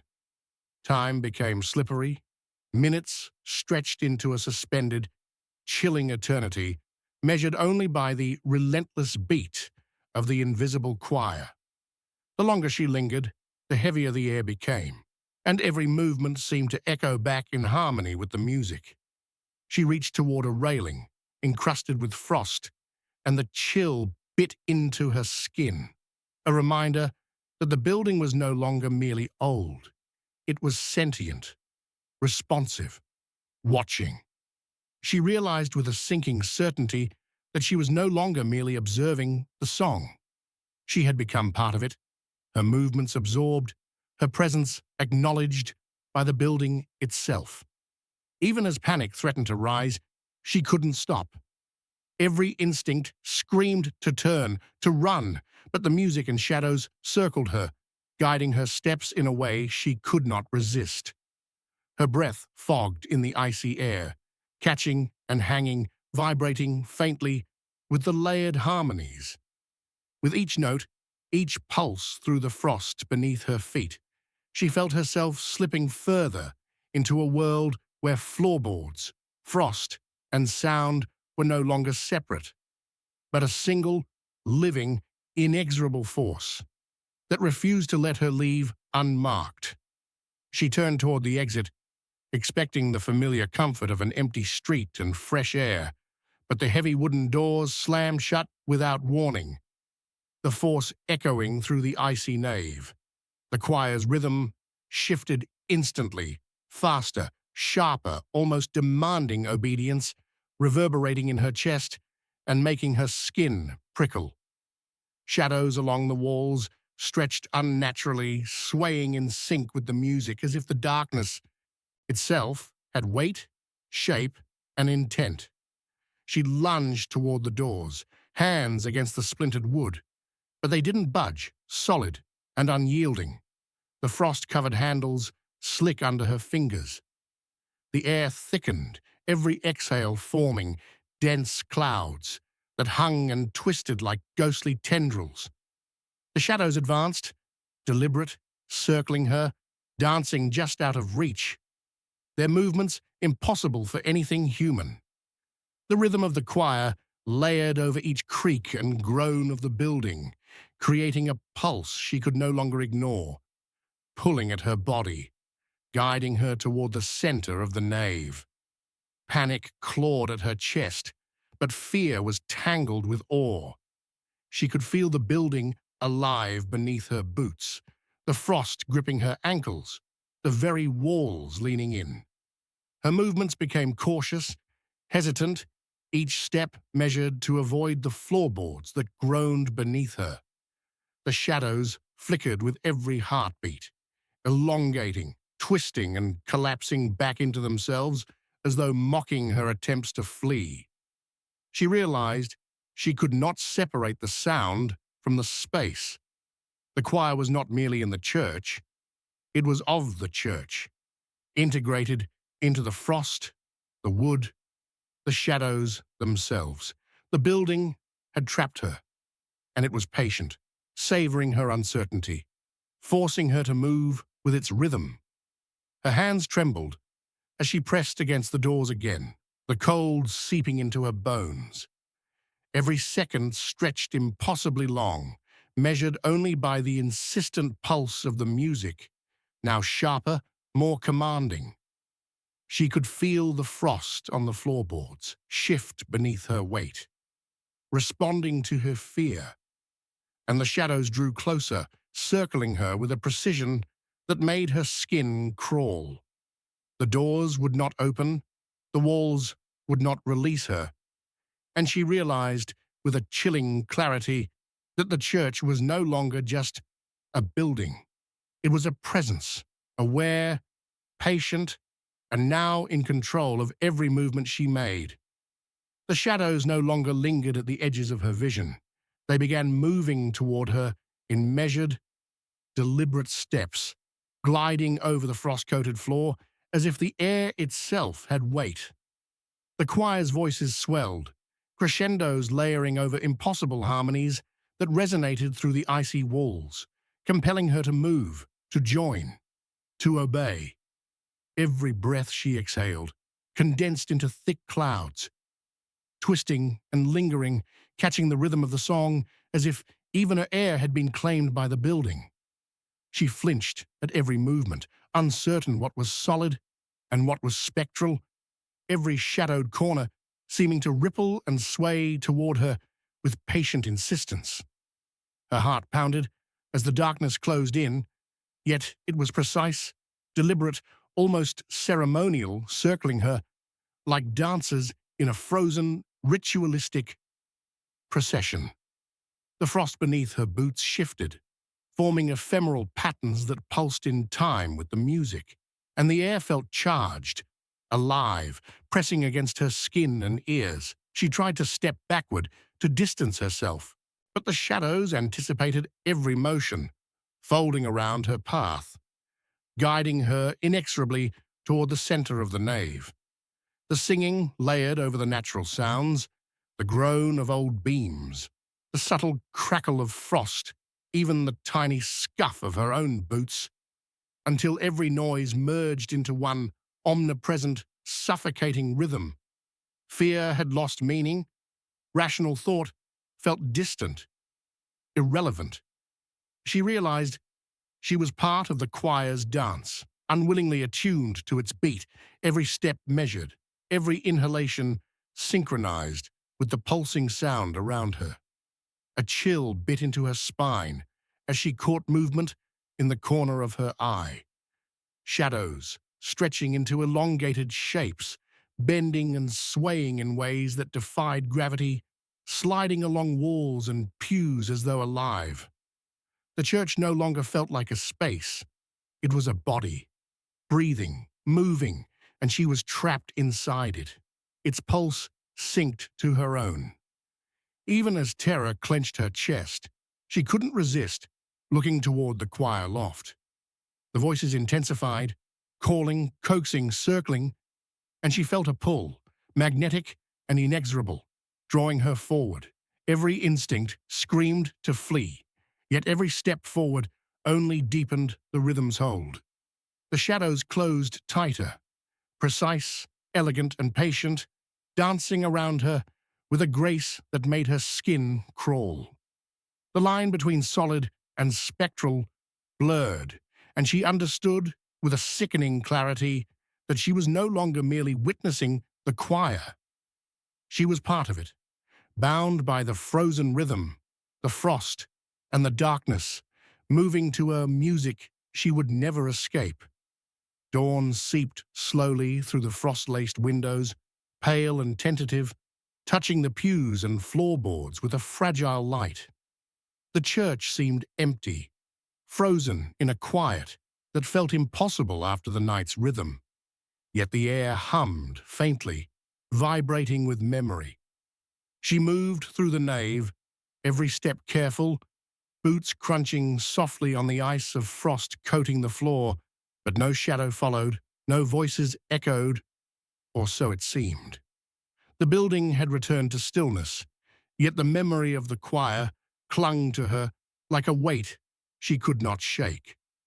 Her breath fogged in the frigid air, twisting into spirals that caught the morning light, and every exhale reminded her of the rhythm that had held her hostage.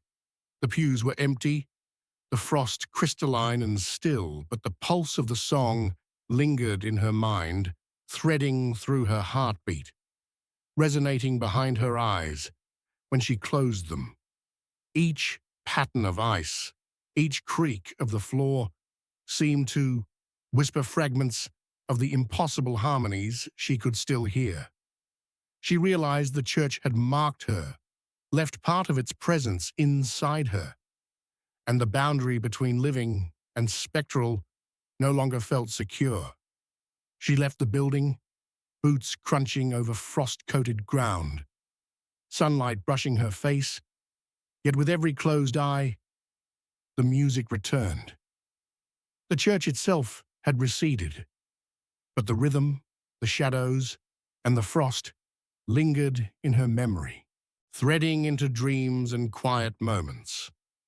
She could feel them in the subtle tilt of her head, in the uneven pattern of her breath, in the pause before every step she took away from the nave. It was not just a place she had entered, it was something that had entered her. And though the doors opened, though the light of morning promised freedom, she understood that part of her would always remain within the echoes of that frozen choir.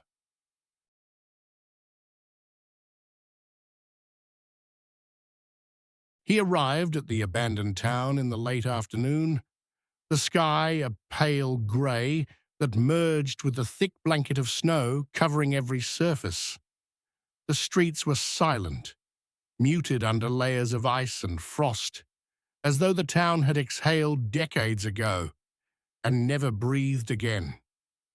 Footsteps crunched beneath his boots, yet in moments it felt like the snow had swallowed the sound entirely, leaving him alone in a world suspended between memory and present. He wandered between derelict buildings, their windows dark, some cracked, some frost-laden, reflecting a faint pale light he could not immediately place. At first, the footprints seemed natural, animal tracks perhaps, or a visitor like himself. But then he realized they led nowhere.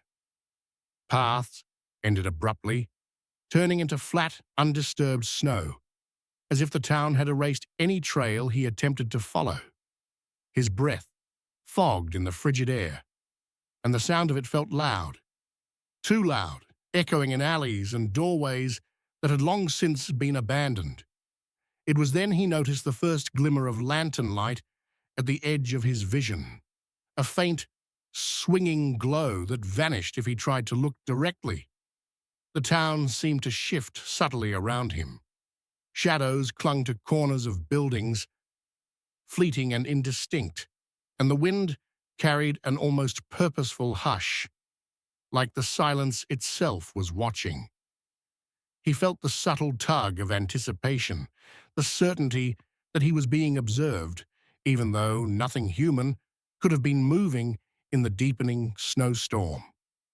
Each step drew him closer to the unknown, and the soft, distant glimmers promised both revelation and terror, though he could not yet name either. By nightfall, the snowbound streets had become a labyrinth, and the first hint of the lantern figure had anchored itself in his memory, leaving him unsure if he had imagined it, or if it had been waiting for him all along. The figure with the lantern appeared again, moving through the snowbound town just beyond his reach. Its glow flickered between buildings, always ahead, always just at the edge of his vision, teasing him with motion he could never quite follow. Doors creaked in empty structures as if pressed by invisible hands, and fleeting shapes slipped behind frost-covered windows. The snowstorm whipped around him, erasing tracks almost as quickly as he made them, leaving him unsure whether the figure was real or a trick of light and wind. He tried to follow, hurrying across icy streets, crunching through drifts that shifted under his weight, but the town seemed to warp before his eyes. Buildings appeared where none had been moments before. Alleys twisted in ways that contradicted memory. Each attempt to close the distance ended in disorientation, the lantern always retreating further into the swirling white. Shadows pooled in corners, and faint whispers of movement trailed behind the flickering glow, hinting at intent, at awareness, at something alive beneath the snow.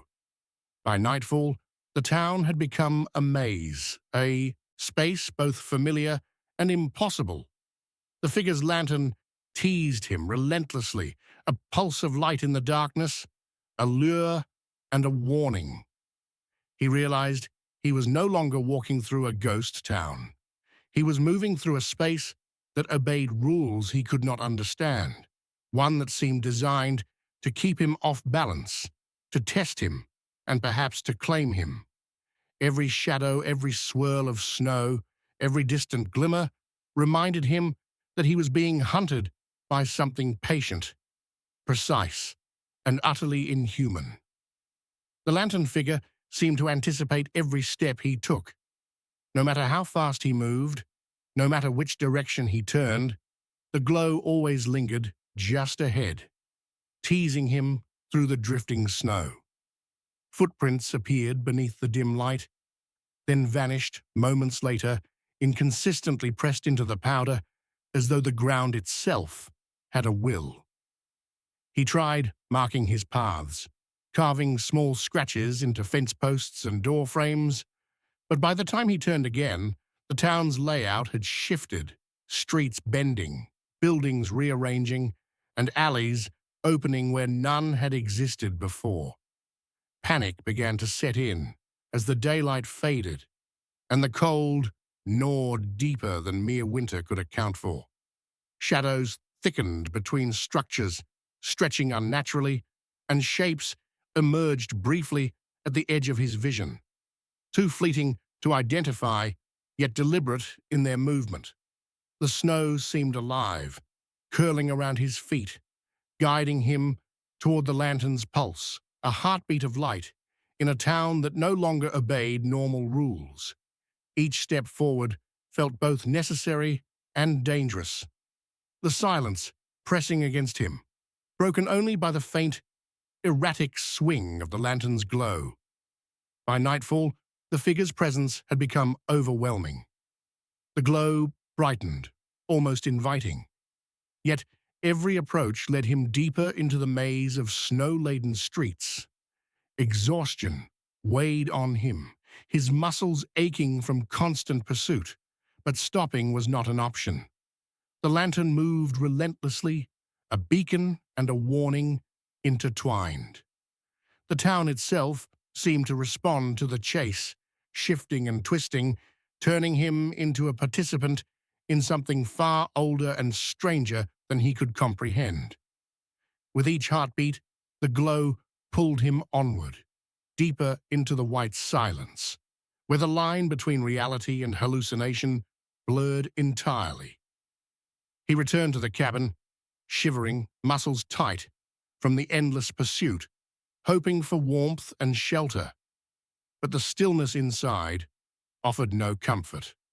A lantern's light glimmered outside, just beyond the door, though he had not left it unlocked. At first, he told himself it was a trick of reflection, the snow or the play of wind on the glass, but faint shadows flickered with the glow, hinting at a humanoid shape that was not entirely human. The light reappeared at different windows around the cabin, as if circling him, observing from every possible angle. He moved cautiously, checking doors and shutters, but found no footprints, no signs of forced entry, nothing to suggest another presence except for the elusive glow. Each night, sleep became impossible, his thoughts consumed by the lantern's patient watch. The sense of being stalked, that he could neither see fully nor escape. The boundary between indoors and outdoors seemed to dissolve. The walls no longer felt protective, and the cabin became a stage for the figure's silent, persistent performance. Even when he turned away, the glow lingered at the edge of vision, a soft, unwavering pulse that seemed to draw him into the darkness. The cold pressed against the windows, carrying whispers in the wind that might have been nothing or something deliberately communicating. His own reflection began to feel foreign, eyes catching movements that weren't his, and every flicker of light intensified the feeling that the lantern was everywhere at once. By night's end, the cabin was no longer a refuge, it was a trap, and the figure outside had made it clear that it was waiting, watching, always just beyond the reach of his certainty. Closer inspection revealed the lantern figure was no ordinary person. The tracks in the snow shifted unnaturally, sometimes disappearing entirely, sometimes bending in ways that defied physics, as though the ground itself obeyed the figure's will. Glimpses of a pale, featureless face appeared in reflections, on windows, in ice, on the metal of a forgotten sign, fleeting but unmistakable. It grinned at him in moments too brief to comprehend, empty yet deliberate, and every time he blinked, it was gone. Attempts to confront the figure in the streets of the ghost town only led to mirrored emptiness. He would rush toward the glow, and the lantern would recede, always ahead, guiding him deeper into the labyrinthine town that no longer adhered to memory. Snowdrifts and shadows seemed to shift with intent, concealing impossible shapes and suggesting movement beyond human capability. The lantern pulsed like a heartbeat, steady and insistent, a rhythm he could not escape or ignore. By the dimming light of day, he realized the faceless presence was not simply observing. It was shaping the space around him, warping reality with each step he took. The town itself had become a participant, a collaborator in the pursuit, and every path he attempted ended in disorientation. Fear was no longer abstract. It was tactile, pressing against his limbs, seeping into his bones, making him question whether the figure was real or a projection of his own unraveling mind.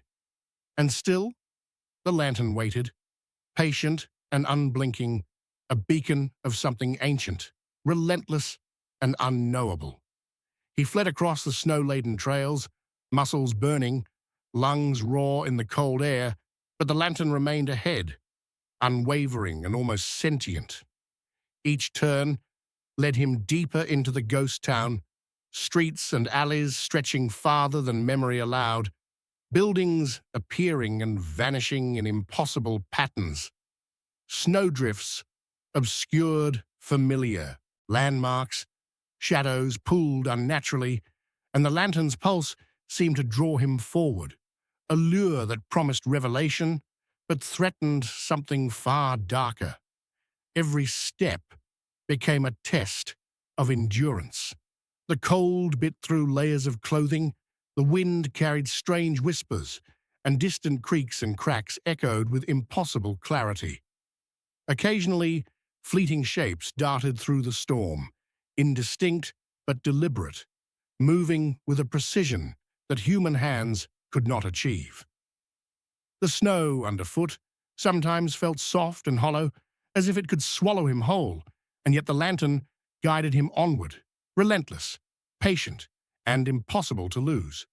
Exhaustion set in, but stopping was not an option. His mind raced, torn between rational thought and the undeniable certainty that something in the town was alive, waiting, orchestrating each step of his frantic chase. The lantern's glow never faltered, never dimmed, always ahead, a heartbeat in the white silence that refused to let him rest.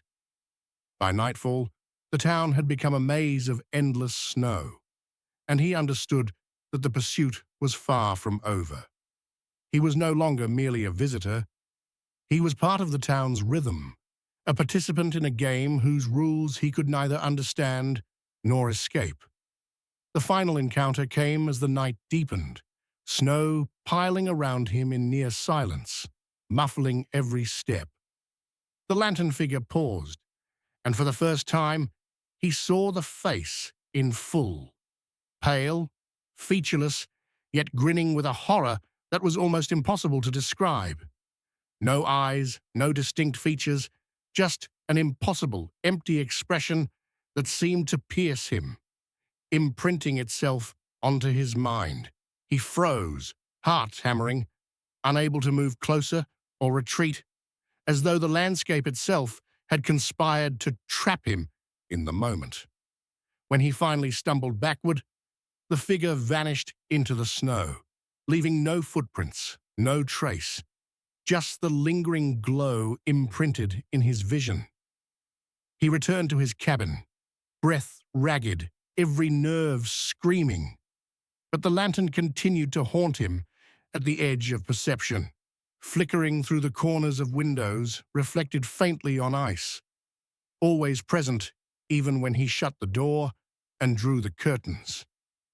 Nights blurred into one another, and the town outside remained silent, impossibly still, yet alive in ways he could neither explain nor resist sensing. Sleep was impossible. Even waking, he felt the lantern's pulse, a reminder of the encounter and the presence that had followed him home. The town and its glow had left a mark on him that could not be erased, a whisper of something patient, relentless, and unfathomable. The horror was unresolved, the figure's intent unknowable, and the boundaries between reality and perception irreparably altered. He understood in the quiet terror of the nights that followed that the lantern's light was no longer just outside. It had found a way to live in his mind, and the snowbound ghost town would always be with him, waiting, watching, just beyond sight.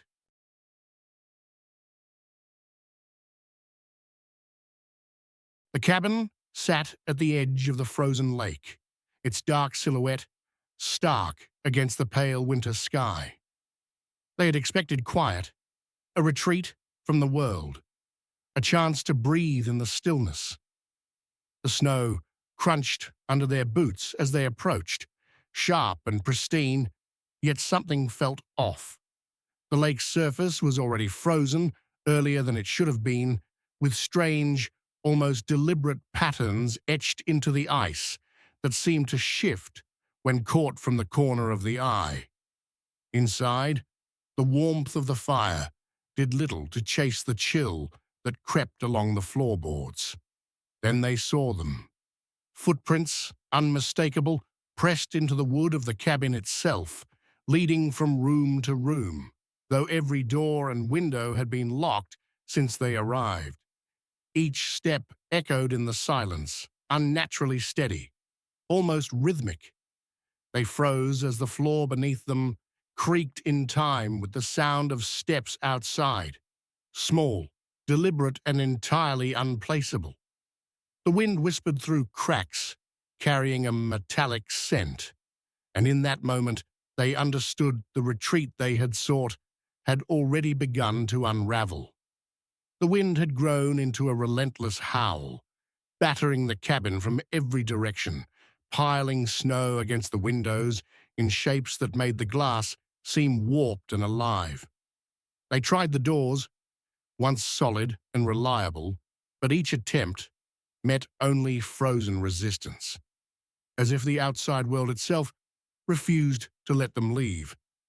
Inside, the unease deepened. Objects shifted subtly when they weren't looking, chairs slightly askew, utensils moved from counters, markings appearing on walls that had not been there before, jagged and erratic, almost deliberate in their design. As night fell, the cabin groaned with a sound that felt alive, the floorboards pulsing in rhythm with faint whispers that seemed to echo their own names. Each creak, each sigh of wind seemed synchronized, pressing against them from every angle. The warmth of the fire did little to ease the chill in their bones, and every glance to the frozen windows brought a sense that something moved just beyond perception, patient, watching, biding its time. Sleep felt impossible, and the cabin no longer offered refuge. It was a trap, and the trap was learning them. They began to investigate, tracing the scratches and etchings that had appeared beneath tables and along the floorboards, but the patterns made no sense. Jagged, looping, as if something had crawled beneath the cabin, watching, learning. Each night, the sounds grew louder, soft scuttling, scraping that seemed to move beneath them, shifting in unpredictable rhythms, echoing in the icy silence. Their steps across the floor no longer felt solitary. Every creak of wood or snap of ice seemed amplified, a response to their presence. Suspicion settled over them like a second layer of frost. The cabin was no longer just a building, it was alive, reacting, almost sentient. Shadows stretched and twitched where none should be. And for the first time they felt entirely unmoored, as if reality itself had warped. Then, just as one of them knelt to examine a particularly deep scratch under the floorboards, movement flickered beneath their eyes. Brief, impossible, vanishing. The instant, they leaned closer. They recoiled, heart racing, understanding that something below was awake, patient, and waiting for the right moment to reveal itself.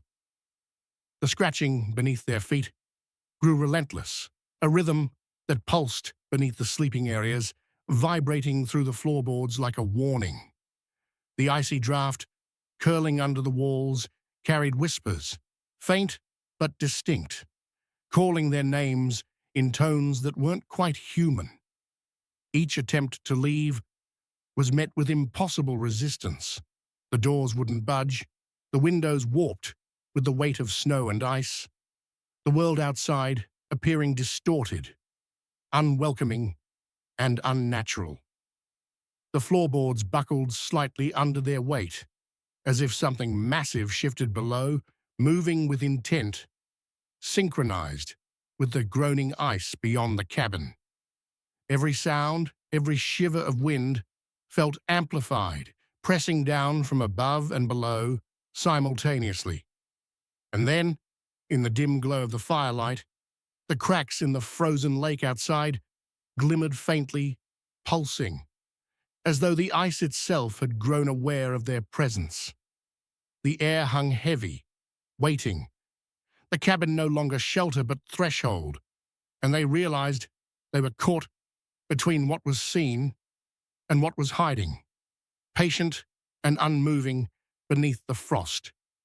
The last night arrived with a violence that felt almost alive. The floor groaned beneath them, deep, resonant, as if something immense shifted below, moving in time with cracks forming across the frozen lake outside. The markings on the walls pulsed faintly, shadows twisting and stretching unnaturally, as though the cabin itself were reacting, aware, watching their every movement.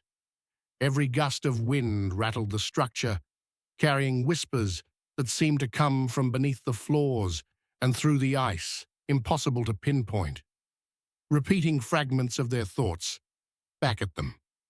They tried to flee, to push through the resistance of the frozen doors and windows, but the world outside had already turned against them. Panic grew with each futile attempt. each creak of wood sinking with the pulsing ice and the low, tremoring groan beneath their feet. And then they were gone. No struggle, no sign of life, only the echo of the ice settling, the snow outside smoothing itself over as if nothing had happened. The cabin stood silent, a shell holding the memory of their presence, the last hints of disturbance etched faintly into the walls, and the world beyond continued, deceptively calm, as if waiting for the next visitors to arrive. Morning arrived with a deceptive calm.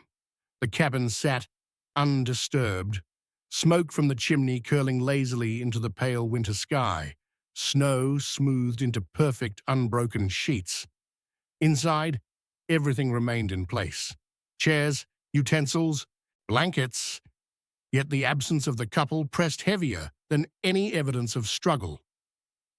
The floorboards were silent, the scratches and markings faint, but still visible, shimmering subtly in the weak light, as if holding on to the memory of the night's horrors. The ice on the lake reflected the sun in fractured patterns, strange and unnatural, faintly suggesting movement beneath its surface, though nothing stirred. The world outside seemed innocent, the snow pristine, yet the sense of presence lingered, palpable, patient, watching. The cabin waited silently, a quiet sentinel holding the secrets of what had passed within its walls. And somewhere beneath the frost, or perhaps in the very stillness of the snow, the memory of the vanished couple and the terror that claimed them remained unresolved, waiting for the next souls foolish enough to cross its threshold.